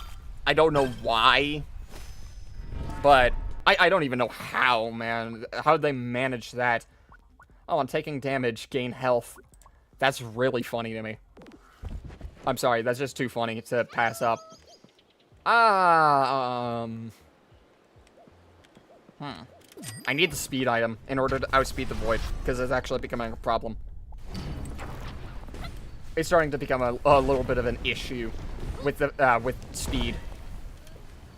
But this should, at the very least, keep me ahead of the curve for a while. I think. I'm pretty sure I turned the music back up. There's supposed to be music here, but for some reason there just isn't. No idea why. Uh-oh, uh-oh, uh-oh. Okay, well, thank goodness for my healing item taking effect whenever I'm damaged, so I can actually, you know, not pay attention nearly as much and still be rewarded for bad gameplay. Or maybe a build-defining item. It's possible. Very possible. I don't think I've unlocked that many legendary items. That's a proper one. They needed to patch the PC port to day one because if your PC has more than 2 gigabytes of RAM, the game would experience memory leaks, and the first mission would cause an infinite loading screen. Oh, an infinite loading screen. I don't think that's how that's supposed to work. Then Windows 10 happened. No matter what your setup, the game will just crash. Modded or not, clean install or not, the game crashes after 5 to 20 minutes of gameplay. Wow. Ah, that is awful. That is terrible. There's got to be a way to port the game better than that, right? Because if it's just a port, then I think it should be possible to redo the port and make it not suck, right? They've got to be able to. There's no way that it's eternally bad because they didn't understand how to make a port work. Like, come on. That's disrespectful. The game creators have that much work on their plates. They have to do so much in order to get this game, like, up and running. And it's like, why is that allowed? Why are you not able to... Okay, fine. Actually, I might want to slow down and intentionally take void damage. And the reason why is as long as I stay at the edge of the void, I should be able to heal up the damage and some. And because it's not any sort of burst damage, I should be okay to heal on it, I think. But that would require me to slow down so much that I don't think I could recover from it. So we're just gonna continue. Yeah, we haven't died yet, which is good. That's what you get for a PC port from 2008 of a PS2 game. Ah, it's a PS2 game. I see. So the respect wasn't there. Oh, no. Well, that would explain it. Okay. Okay. Alright, I guess I'll go this way. This will give me a shop immediately, so I can buy something. Not the item I need. Cooldown. Nah. Per energy point spent to gain invulnerability. That's good. Silent Patch was an absolute godsend for the bully community. You literally just downloaded it, drag and drop the files into your bully folder, and there you go. No more crashes. Really? That's wild. That's wild. Like, the fact that the community had to come up with something for it is nuts, man. It's nuts. Okay, we're going too slow. Too slow, too slow. Time to be invulnerable for a little bit. Alright, so pretty much the way that this build is going to run for now. Oh dear, I'm definitely not fast enough. The way this build is going to run for now is whenever I take small bits of damage, I will heal back up a little bit of HP.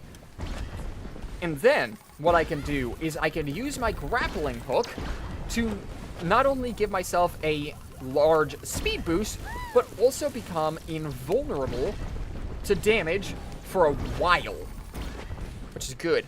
The mod even has a built-in FPS cap, so you can make the game run at 60 FPS when it normally could only go 30. Wow, that is wild. That's really good. The things that people do for games, especially games that they enjoy. Okay. Okay. Yeah, I'm not sure if I run into a situation where a game that I really enjoyed playing stopped working. I don't know. Like, I genuinely don't know if I've run into that problem. So I consider myself pretty lucky. Maybe I'm just not thinking of something. But, hey, I know that our Xbox completely destroyed itself. It managed to get that red ring of death. And then we ended up getting another Xbox 360 because we needed another one. But like, it just one day decided that it no longer wanted to work, and so we just had to kind of get rid of it, which was really unfortunate. All right, per point of energy spent. Oh, I can. Okay, well, I guess it'll. Surprisingly, this game that wasn't intended to have 60 frames per second only bugs out during one mission of the 50 or so that exist. Really? That's wild. That is wild, man. I don't have enough money for both of these items, but I really want both of these items. I'm going to take this one, because I feel like this one's going to be harder to get later, and it gives me 150 HP. If I get that pumpkin later, then I should be able to get pretty heavy dividends with HP. Yeah, I'm shocked that there are games out there that are apparently well enough optimized to actually work okay in the in like higher frame rates. Because like that proves that it was actually a pretty well built game at the very least until they changed it. It's freaking upsetting, man. It's just freaking upsetting that that's possible. You could have a game be completely destroyed because someone didn't care enough. Gosh. I mean, just look at Blizzard Entertainment. But I can't give them too much flack right now. Like, they're actually doing pretty darn well at the current moment. Even if they have a troubled past. By the way, were you asking me to sell you on Bully earlier? No! I was wondering what the, just what the premise was. No, I was just curious.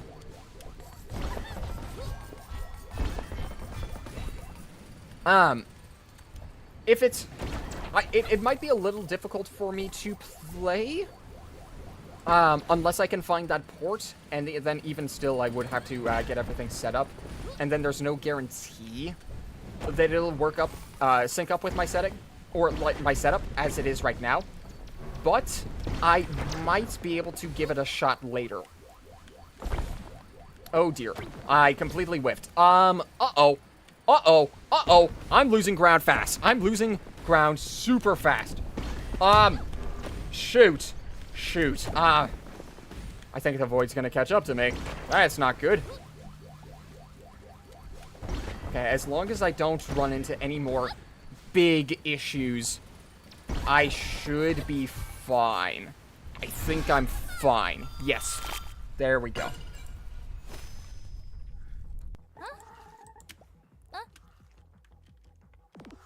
Okay.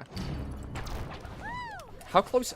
I'm not close to the ending. I know this because I still need more, like, way more sparks to even consider being close to the end of this one.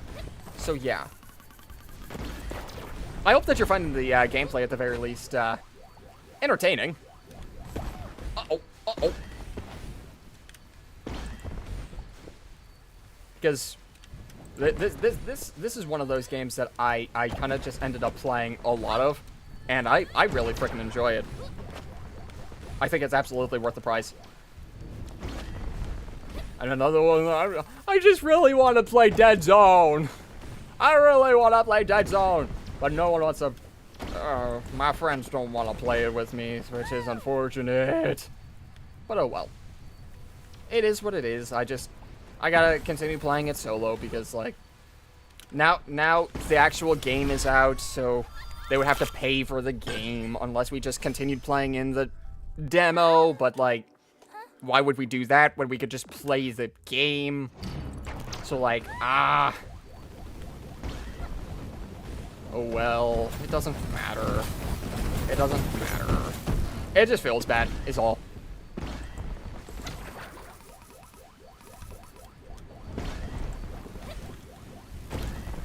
Okay. We're looking at a pretty good 3 hours of stream, too. That's pretty good. It does feel like it's been a lot longer than it actually has been, though. I don't know why. I don't know what happened to the time. And I don't know what happened to my perception of time. But it feels like I've been here for a lot longer than I have been. Maybe it's because typically when I'm playing this game, I zone out. And just, like, play the game as it comes to me. Whereas right now, I'm actively talking and trying to make conversation and stuff like that. So, yeah. Okay. Come on. I'm hoping to at least buy 3 items at this coming up shop. Okay, here we go. Oh yeah, and we're gonna have. I'm not sure what I want to do for a special, but we're closing in on 2,000 subscribers, and I can now proudly call myself a YouTube employee, as I just recently hit full-time monetization, which is freaking awesome. I mean, it's not it's not gonna really mean anything for a while, considering I really need a lot of other things to happen in order for it to work, including, like, a lot more people watching my stuff, which means that I do need to pull out more stops later. But I think that it's absolutely possible. Bully is an open-world sandbox game set in a boarding school. The game's story follows the journey of a 15-year-old kid being sent to his boarding school for bad kids and defending himself from bullies. Interesting. Interesting. A sandbox game. Okay. I'll give it a look. I might end up playing it on the channel. Okay. Thank you for the quick synopsis, though.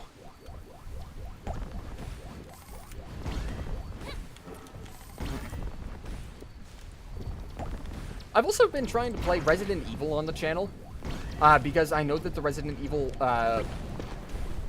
franchise is really good, but I've run into a couple of issues with actually recording it that I didn't expect to have. So it's unfortunately that play has been delayed because I do need guaranteed videos to go up, and if I can't guarantee that a Resident Evil video can go up, I really can't dedicate the time to it, which is unfortunate. Please tell me, are we at the shop? We've got to be close. I think we're close. Yeah. I'm not sure if this build is actually going to be able to beat the snake, but maybe I should just have more faith in it. Maybe I should just have faith. Hold on. GTA games are the roots of this one, so it can be kind of similar, but also wildly different from GTA games. Interesting. Huh. So, oddly similar to GTA. I've never given GTA a chance. And I don't know if I really ever will. I'm not sure. I mean, maybe at some point I'll give GTA 6 a shot when that releases in the near 10 years. I don't know.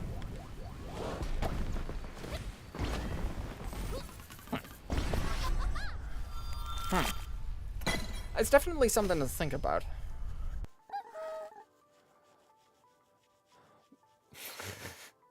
Hey, Speedy Boy. Like, Bully focuses far more on melee combat, fighting instead of guns. I see. Okay. I'll make sure to look at it. I may or may not play it, but thank you very much, at the very least, for the giving me the recommendation.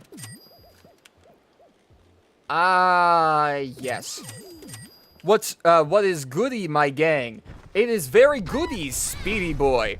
We have been playing Haste for the past 3 hours. And, my gosh, has it been fun. We've had very interesting conversation over the stream, and I'm really happy to have been a part of it.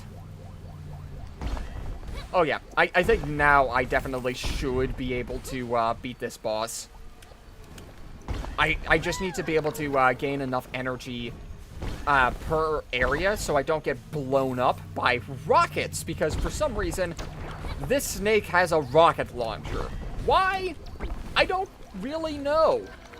But it has one, so I have to be worried about it. Alright, we're currently at an A rank. But it shouldn't be too big of a deal. I might not be able to cross the threshold for S rank, but it's fine. It's fine. A rank item is good enough. Maybe. S rank! Apparently I was just on the cusp of S rank. That's good.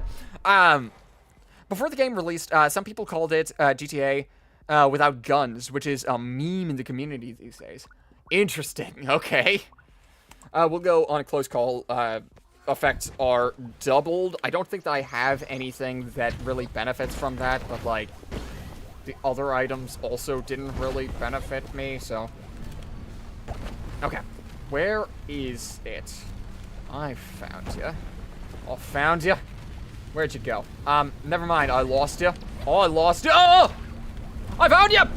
Ah! Alright. That's one. That's one of three. One of three. One of three. Okay. Uh-oh. Uh-oh. Uh-oh. Alright, we're fine. This one's gonna get a little hectic. This one's gonna get a little hectic. I still do have 150 HP, which is more than I typically have generally. But that doesn't mean I should get overconfident, especially since I can take a lot of damage at any point. And again, even though I can be invulnerable half the time, uh-oh, that doesn't mean that I can't die. Come on, come on, get me closer. Now get me higher. Please. Okay, at least I'm on it. I'm on it now. I'm on it. I'm on it. I'm on it. There we go. Second damage. Good. Good, good, good, good, good, good, good. Perfect. Perfect, perfect, perfect. Now I just need to make sure that I can cut this thing off at its pass. Ah, I was so close. I was so close. Gosh dang it. It's fine, it's fine, it's fine, it's fine. Uh-oh. It's slightly less fine, slightly less fine. Never mind. I was overreacting. I mean, maybe not. I was, like, actually in a minefield. Right there! Oi! I don't appreciate it. I do not appreciate that. Okay, where'd you go? Oh, frickin'! Fine. Fine. Fine. Let me get you. Let me get you. Dang it! Too dangerous to go that way. Well, and that's why it was too dangerous to go that way. Please, come on. This boss is so annoying to fight! Okay, fine, fine, fine. You get away from this attempt. You get away from this attempt, but there's definitely no way that you're getting away from my next attempt! Ah! I did it! Alright, there we go. There is a mod menu on Patreon. It is called Outwit. It is for PC games and more.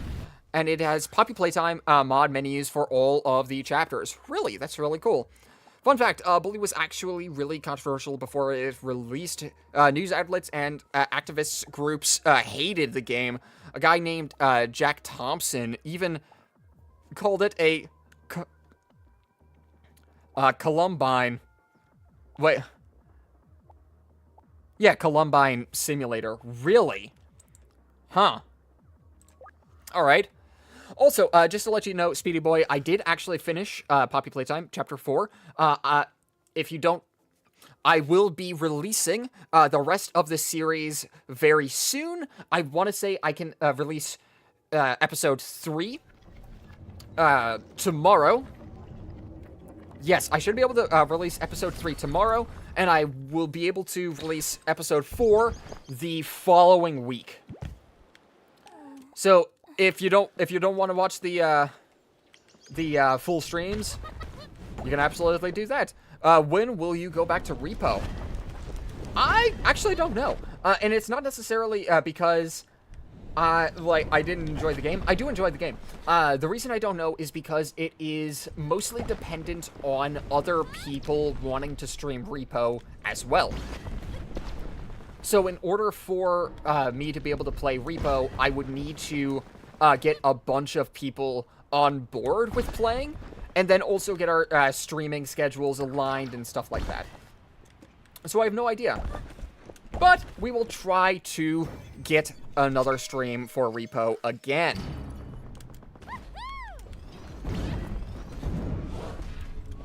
Because, like, it actually is a pretty darn fun game.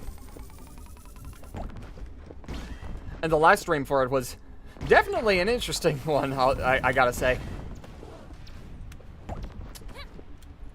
You know, with all the mods and disconnecting and shenanigans, it was really a time. And unfortunately, we had to end that one early because, well, you know, our streaming schedule's no longer aligned. But that's fine. And also games crashing and stuff like that. It is what it is. There's not much to be done about it. Besides, you know, removing some of the mods, but hey, you know, it is what it is. It is what it is. They really wanted to play with mods, so I went ahead and do that. I hate Yarnaby. His part is so hard. I wanted to download a mod menu just to get past him. Fair enough. After it's very funny because if you remember the Yarnaby section, there were very large portions where I just did nothing. And I'm dead. I'm very unbelievably dead. There were very large portions where I just did nothing except for stay in the hiding spot. Which Well, it was unfortunate, but it allowed me to gain a better understanding of how the section would play out. And when I understood how the section was going to play out, and that the area was going to be relatively annoying, I just tried to roll with the punches afterwards. But the reason why is because I knew it was gonna be a pain in the butt, so any bit of progress I got, I didn't want to lose immediately because I was stupid. And I did lose progress because I was stupid. Like, a lot. And then, an activist group literally staged a protest outside Rockstar's headquarters, and a lawyer named Jack Thompson tried to get the game banned. Yeah, that makes sense. You know another game that they attempted to ban a while ago? Fortnite. You know another game they... I can't remember if they tried to ban it, but they definitely did mention shenanigans about it. Overwatch. Like... And then a lot of the time, the game that is attempting to be... Like, that they're attempting to ban... isn't even necessarily ban-worthy. Like, it's actually a good game with a different, like, style of gameplay. But, because on the surface level, it looks so similar, it's just ridiculous. Alright, this last area is going to be a pain in the butt. It really is. It's gonna be terrible. Because I'm not quite fast enough yet. Oh, and I'm in an elite area. Uh-oh, uh-oh, uh-oh. This could be problematic. This could be very problematic. This might be the first shard that I actually lose right now. Granted, this is the first time I would have completely lost a shard. But that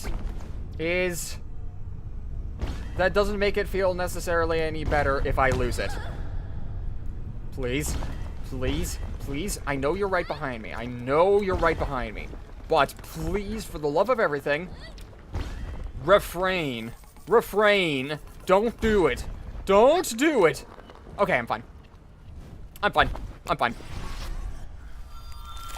By the way, my Wi-Fi always lags out. I always tell my dad if he could get new Wi-Fi, but he says yes, but he never gets new Wi-Fi. I see. That's unfortunate. I'm sorry about that. Bully literally had to change its name in Europe to Canis Canem Edit because some retailers literally refuse to sell it because of its title alone. That's wild, man. Dude, the world's crazy. The world's crazy. I think I should be okay, though. Now I should be okay. We got a healing item. We got an invulnerability item. Now I need a speed item. Like, Eddie's speed would be great right about now. Yeah. World's crazy.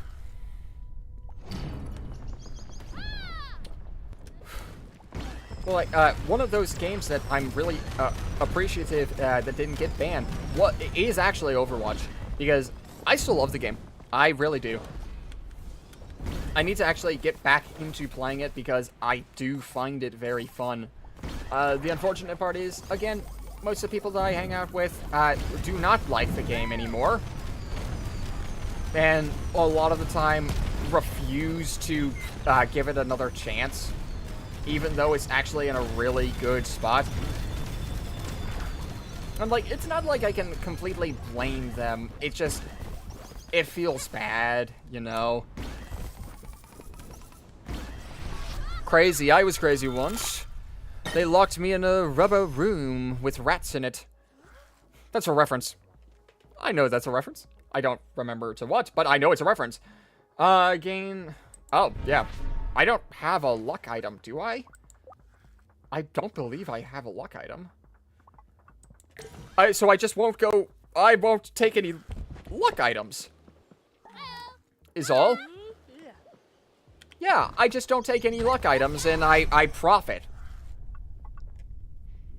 I could go this way, but it doesn't really benefit me. Let's go this way. I need to get some sort of item. Maybe I'll get enough, sparks in this level to actually buy something in the next, shop. But in order to do that, I need to get a better score than E. I think I need to get at least a B in order to buy something. I think. And even then, it's not guaranteed. Alright. We're going down to D very soon. Alright. Don't worry about that. Don't worry about it. But, like, also, I can't really say, oh, yeah, you should ban a game for it being similar to a different game, because there are so many games that are similar to each other. There are so many. Like, there are only so many things that you can do at a certain point. And most games, they just aren't quite able to get that special something. So, like, why make it harder for a gaming company to make something good by holding the ever-constant looming threat of, oh, your game might be too similar to another one? Frickin', I don't care. It might, like, most of the time, it's a very different experience, and you just don't understand it because you haven't played it. Alright. Oh, wait, what were we saying? Did you complete Poppy Playtime Chapter 2? Yes, I did. Why? Did I not post the last episode of Poppy Playtime Chapter 2? Oh, God. Yeah, I did complete Poppy Playtime Chapter 2. Did I not post the final episode? If I didn't, I am really sorry. I will go back and upload it, because at that point, I had live streams to take from. Okay. Well, like, yeah, Mommy Longlegs was the big bad in that one. And, it was definitely an interesting time. I didn't mind it. I did not mind Chapter 2. Chapter 3 is where I draw the line. And Chapter 4 is fine. Like, I liked parts of it, but, like, man, I just want to be able to play the game. And that's my biggest point. I just want to be able to play the game. It doesn't matter how good it is if you're not able to play it. Okay. Alright, here we go. We get an E rank item, but it doesn't matter. The most ironic part of the bully controversy is that people complained, or sorry, people claimed that the game would encourage bullying when the game's message is literally against bullying. Yeah, that makes sense, because it would require them to have played the game or done actual, you know, research on the game, which most of the time they just won't do, because why would they? It's a lot easier to just blame the easiest thing. So yeah. I like Chapter 2 the best. Interesting. I disagree. However, I definitely will say I enjoyed Chapter 2 the second most. I actually didn't mind Chapter 2. There was a lot of stuff that went around, and sure, there were some interesting quirks in the game, but hey, like, it was fine. It was a fine experience. And, like, at that point, the story for Poppy Playtime was, oh, I think I lose. I lost. Oh, well.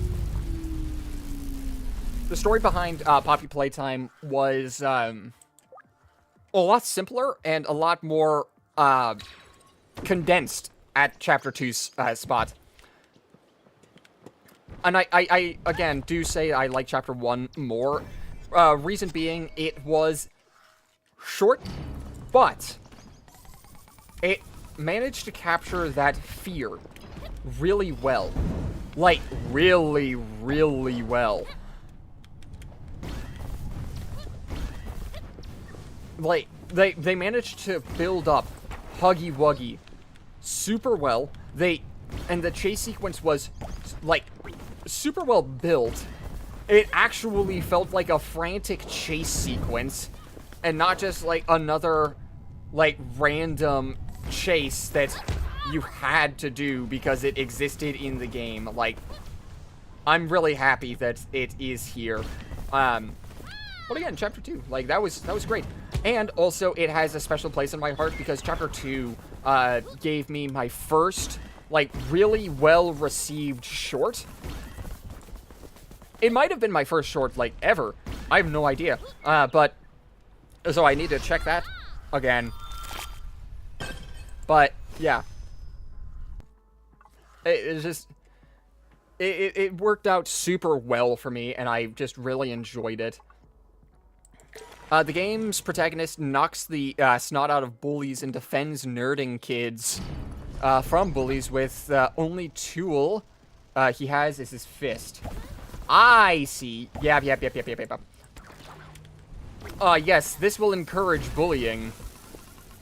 This person that's defending people from bullies will encourage bullying. How? How? That don't make sense. The message is that it's bad. Anyway, Chapter 2 had, hold on. Okay, well, I think I might lose this one, too. Oh, wait. Just slightly out of the curve? No! Alright. Chapter 2 had not get any bug updates, but the settings did. I see. I definitely, again, did see some quirky shenanigans, like in the last chase I'm fricked. Wow, huh. Alright. Well, shoot! This isn't good. Hey everyone on Twitch. You got here just in time to see me, suck at the game. Oh my gosh. I swear, I was doing so well earlier. I swear. Oh my gosh, and now I'm getting bludgeoned in the face by lava. Of course, why wouldn't I? Oh gosh. Oh gosh. I think, if this attempt goes awry, I'm gonna do one more after it, and then see where it puts me. Maybe I win, maybe I lose. I have no idea where it'll go. But at the very least, I made it to the last chapter. But yeah, that's the end of my TED Talk. That's fair. That's fair. Thank you, Venom, for the TED Talk, though. It really is appreciated. Like, genuinely. Because it's, like, I get excited about specific topics all the time, and just being able to talk about them sometimes helps a lot. It really does. Because, like, not everyone's going to be interested in the things that you're interested in. But even still, being able to express that interest, even to someone that doesn't really know what the interest is, hey, it's something huge. It doesn't feel like the idea's trapped anymore. That's a big one. It doesn't feel like it's trapped. How do you get bludgeoned by lava? I just did it. I just did it. What age did I start YouTube? Like, making videos on YouTube, I started, oh gosh, what am I, 20? I started at 18. I started at 18. I'm pretty sure, because I started the channel, just over a year ago. and sorry, no, just over 2 years ago, and I'm just recently, not just recently, but like I am now 20. So, if all goes well, I should be able to stick around here for a while and, like, you know, kind of grow up with the internet, you know? Uh-oh, uh-oh, uh-oh, uh-oh, oh no! Please, let me out, let me out, let me out, let me out, let me out, let me out! Ooh! Ooh, that was almost a run ender. It still might be a run ender. It still might be a run ender. It's still, oh dear, I'm still very almost dead. I could, oh no, oh no. There's the exit, there's the exit. Okay, there we go. Ah, my gosh. Oh my gosh. Huh. Favorite game as a kid? Oh gosh. Favorite game as a kid? Oh, please allow me to... Oh, right, I was pressing the wrong button. Why? Oh, hey, I just got an ad. You're a real YouTuber now. Yeah, I am. I am a real YouTuber. I swear, guys. I swear. Yeah. Favorite game as a kid was probably Super Smash Bros. Brawl. My brother and I played it freaking religiously. It was pretty much the only game that we felt like we could play at the time. And like there was so much shenanigans that we would do. We would build stages that really weren't good at all, and we would play on them constantly. We would play the All-Stars mode so much. Like, it was freaking ridiculous, man. Like, most of the time, we wouldn't be fighting each other. Sometimes we would, but a lot of the time we wouldn't. And a lot of the time when we did fight each other, we fought each other on those custom maps. One of the custom maps that we came up with was one of the least... one of the, maps that we had was like the least frickin' good things that we could have ever made. And it was just a box. What would happen is we would have a little platform, and then, or like we'd have a dropping platform, and then it would fall in when we stepped on it, and then that it would eventually respawn, and we'd be stuck in a box for the entire time. Until eventually the knockback from our attacks was so high that we just got hit out of that box. Like, we would end up glitching through the wall because of how fast we were. That was the only way to win, and it was freaking amazing. Our goal was to still be able to play the game, but survive long enough for sudden death. So we could see how long we could get sudden deaths to go on for. I don't know why, but it was because it was something that very... Well, actually, I guess I do know why. It's something that doesn't really happen that frequently, and because we could, you know, play on a stage while and like get to there consistently, that was the idea. Oh my god, he got an ad. Too bad I am paying for YouTube Premium. Ah, shucks. Hey, but good for you, though. You don't have to deal with ads, right? Didn't you mention once that you were into competitive Melee once? One of my friends is. I never really got into competitive Melee, cause man, I don't want to destroy my hands just yet. I really don't. Now, I did used to play a lot of Melee. Meditative. I used to play a lot of Melee, but almost always on the casual side, almost always, like the story mode, like the arcade modes. We freaking loved those. They were great. Uh-oh, uh-oh. Okay, I'm fine, I'm fine, I'm fine. I didn't get hit by the, temporal shenanigans, but I'm starting to, get a little too slow now. I'm gonna need to survive long enough to get my, item back online. Because, oh, wait, hold on. That's my ticket out of here. That's my ticket out of here. Okay, good. Okay. We're just barely on the cusp of destruction at every second. Okay, finally. That's good. That's good. That's good. A speed item. One that isn't activatable item. Okay, fantastic. I think that should get me out of E rank. So that's... Okay, well... Screw me, I guess. Alright, fine. But my healing item is also slightly better than, well, is it? Is it slightly better than previous healing items I've had? Because I have to pick up other, like, things in order to heal in the first place, so... Okay, okay, okay, okay. Come on! Oh, we're fine. We're fine. We're fine. We're fine. Our speed is actually starting to pick up at least a little bit.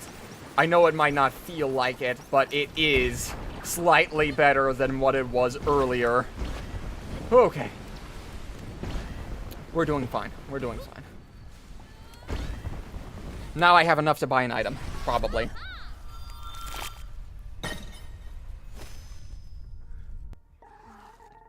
What country do you live in? Good old USA. Yep. Yep. It's a strange one. It's a strange one, let's be honest. Hold on, and let's be honest, nothing can beat Brawl's story mode. Dude, I loved it. It was so good. Like, the gameplay, I'm starting to realize, was a little janky. Especially in the story mode. But, man, we played it so much. It was so good. We got to feel so cool progressing a storyline as all these characters that we love playing. We got to play the game. It was so good. I was so hopeful that Super Smash Bros. Ultimate was gonna have a story mode. And then when the original batch of characters came out and they hadn't announced it, I got a little bit sad, because it was so cool. It was right there, but I get it. It's hard to make. Like, it's gotta be hard to make at that point, because, like, man. What graphics card do you have? I have RTX 4060. I actually don't know exactly what my graphics card is off the top of my head. I know it's not the, well, I don't think it's the most recent one. And I'm pretty sure it's not even... Oh, shoot, is it a 4060? Do I have a 4060? I don't know. I might. Oh, I can automatically avoid obstacles. This doesn't mean, like, things that just stick up out of the floor. It means things that are tossed in front of me. Okay, we go this way. We go this way. We actually need to worry about HP. The villain Taboo also looked really cool. Yeah. Oh my gosh. There was a while when I did not like the ending of, or like the end area of the subspace. It was like the Great Maze or something like that. But now, I actually find myself, or I find that I really enjoyed it, especially in, I did a recent playthrough, or like not recent, but like recent-ish playthrough of the subspace, and I actually really, what the hell? What the, that was weird. Was that my item? That couldn't have been my item, was it?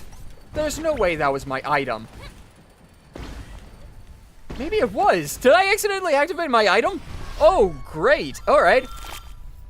Wait, I actually find that the maze, or like the labyrinth or whatever it was called, that is an incredible section, at least in my opinion. And the reason why is because you keep building up your army as it goes on, and I actually grew to really enjoy it. On non-perfect landings, have a chance to do a perfect landing. I'm fine with that. Strange people hate the Great Maze due to the map being confusing. I actually didn't mind it. I really didn't. And part of the reason was because it gave me that feeling of progression. Because I could, again, build that army really well. And, like, I'd take a look at the map and, like, sure, it was super confusing, but we could, you know, look around that map and be like, alright, where's the next character? Where's the next door? Alright. Is it around this corner? No, it's not quite around that corner. Okay, we'll go near the center of the map. And there should be a villain over here. Yes, okay, good. And then we would just continue doing that for a long time. Then again, I do understand that it is a slightly, unpopular opinion. Okay, please. Alright, I'm out of there. Need my dust. Collapsing universe thing. Oh no, man. This should get us, oh, this just gets us to the end. Good. I really like that. Do you know, PAX West? It is a place where you can, go and play early, games early before release. I actually do know. The issue is it's really expensive. I would love to go, but I just haven't been able to, get the opportunity. Which, oh well. Like, there's not much to be done about that. Besides hoping to get more money to go at some point. And I guess, slightly more time. But hey, it is what it is. Also, a while ago, I was, actually not that long ago, but, like, I was definitely looking, to, go to, like, VidCon, but, like, not as a spectator, as a, creator. The thing about that is, you have to be invited in order to go as a creator. So, at some point, I might be able to go to VidCon, but I'm definitely not able to go right now because I don't think I'm on the radar of too many people.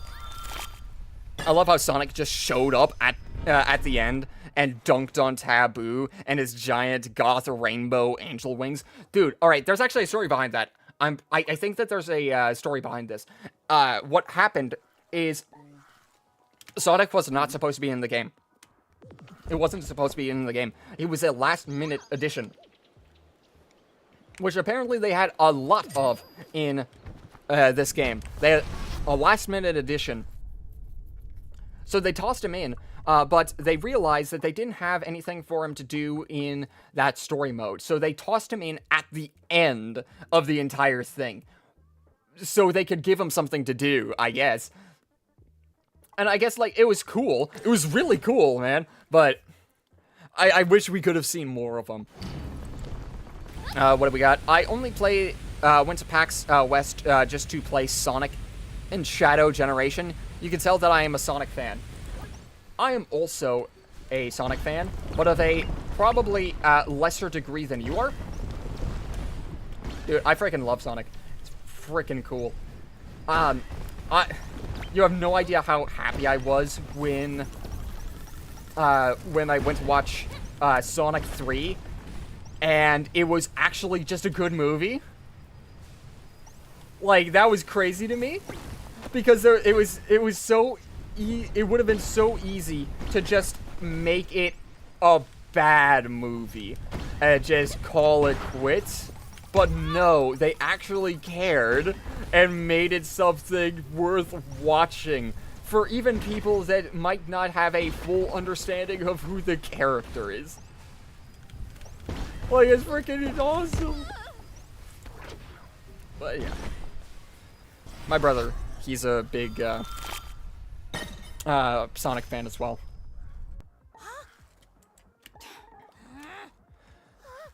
Alright, ooh! I just get to restore 100% HP. That is really good. I should probably not go this way. I probably should not. But I will. I'm going this way. I'm going this way.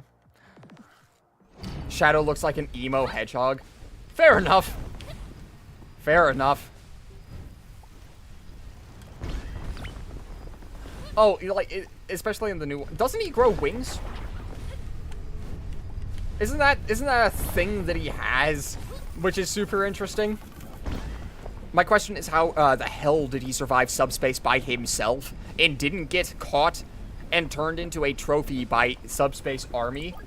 'Cause he's Sonic. He's just that cool. In all honesty, the way he probably did it was supersonic. Because he had access to it, and based on the game, it gave him complete intangibility. Well, I guess invulnerability. And because he wasn't there when facing Taboo directly, he was fine.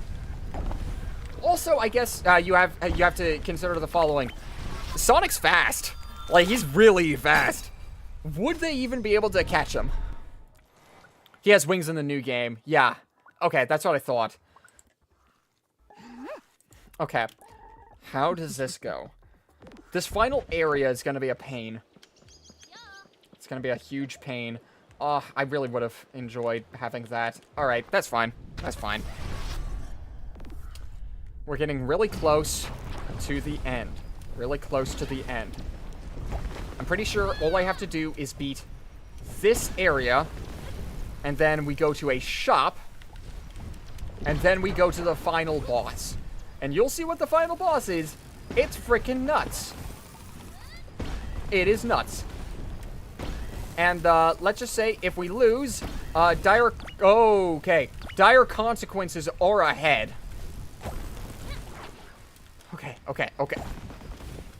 Don't worry about this. What is that sound? Like, there's that sound. I don't know what it is. Is that the close call signal? Because I'm pretty sure that's not how it typically sounds. It just is a little beep. Okay, that's fine. Shadow story in the game is like 4 hours. No wonder why I completed the game in one day. That makes sense. I wish that the game... Like, I've heard that it probably should have been a little longer, but oh well. We'll do that. Sure, why not? That actually makes sense. He could fly around in that form to not die in subspace, and he's definitely fast enough to avoid arrows that turn into trophies. Absolutely is. So out of all the characters, so yeah, here's the final boss.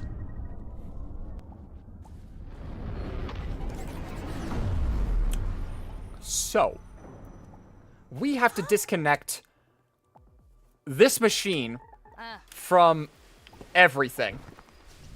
So, let's try it.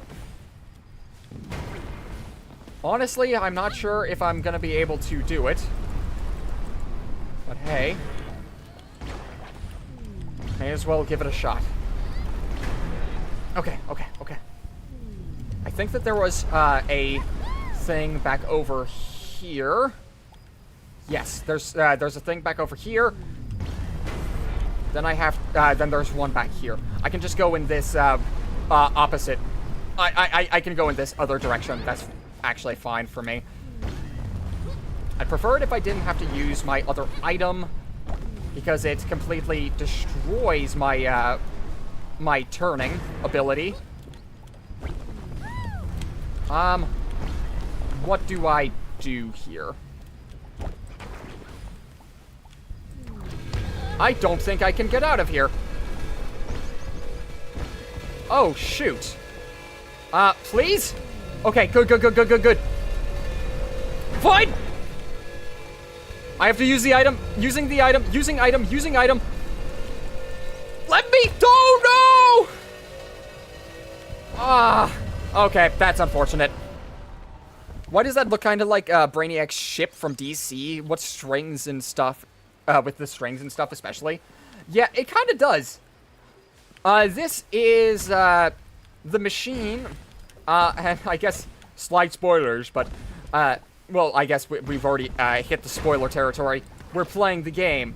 But this machine is supposed to send all of reality back to zero.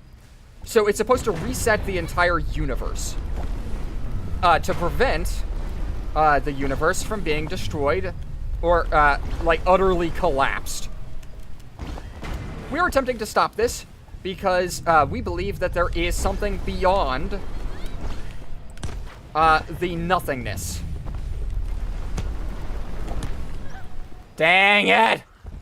We believe that there is something beyond the nothingness that is, well, nothing. So we're destroying this thing for the hope of a better future. Pretty much. Please, though, be gentle. I don't have infinite time. Yikes! Oh, perfect. Perfect, perfect, perfect. And this isn't exactly my favorite build to be going into this boss with. But, hey, you know, it's good enough to get here, so may as well try. Okay. Where are the other ones? Where are the other ones? There it is. Perfect. No! Oh! We got out. We got out. We got out. Now we just need to not get stuck again. Getting stuck is going to be the thing that absolutely destroys us.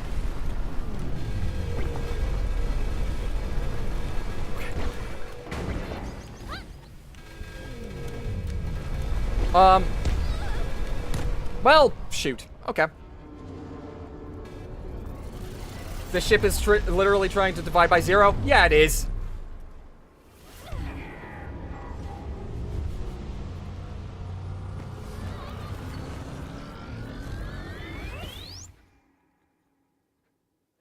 So, new game, anyone? New game, anyone?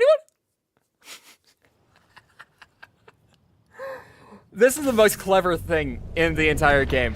This is super clever. I love it.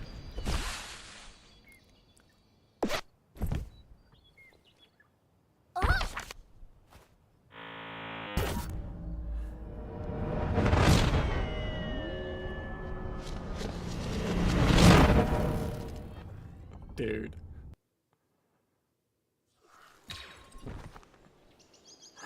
Okay. I'm sorry. I can't help but smile at that. That's really cool. That's really freaking cool. But apparently, we actually managed to get to the end. We didn't beat the game, but we definitely did get to the end. I'm actually going to end it here. So, thank you everyone so much for watching. If you like what you saw, hit the like button, subscribe button. Oh, excuse me. Hit the like button, subscribe button, and leave a comment down below.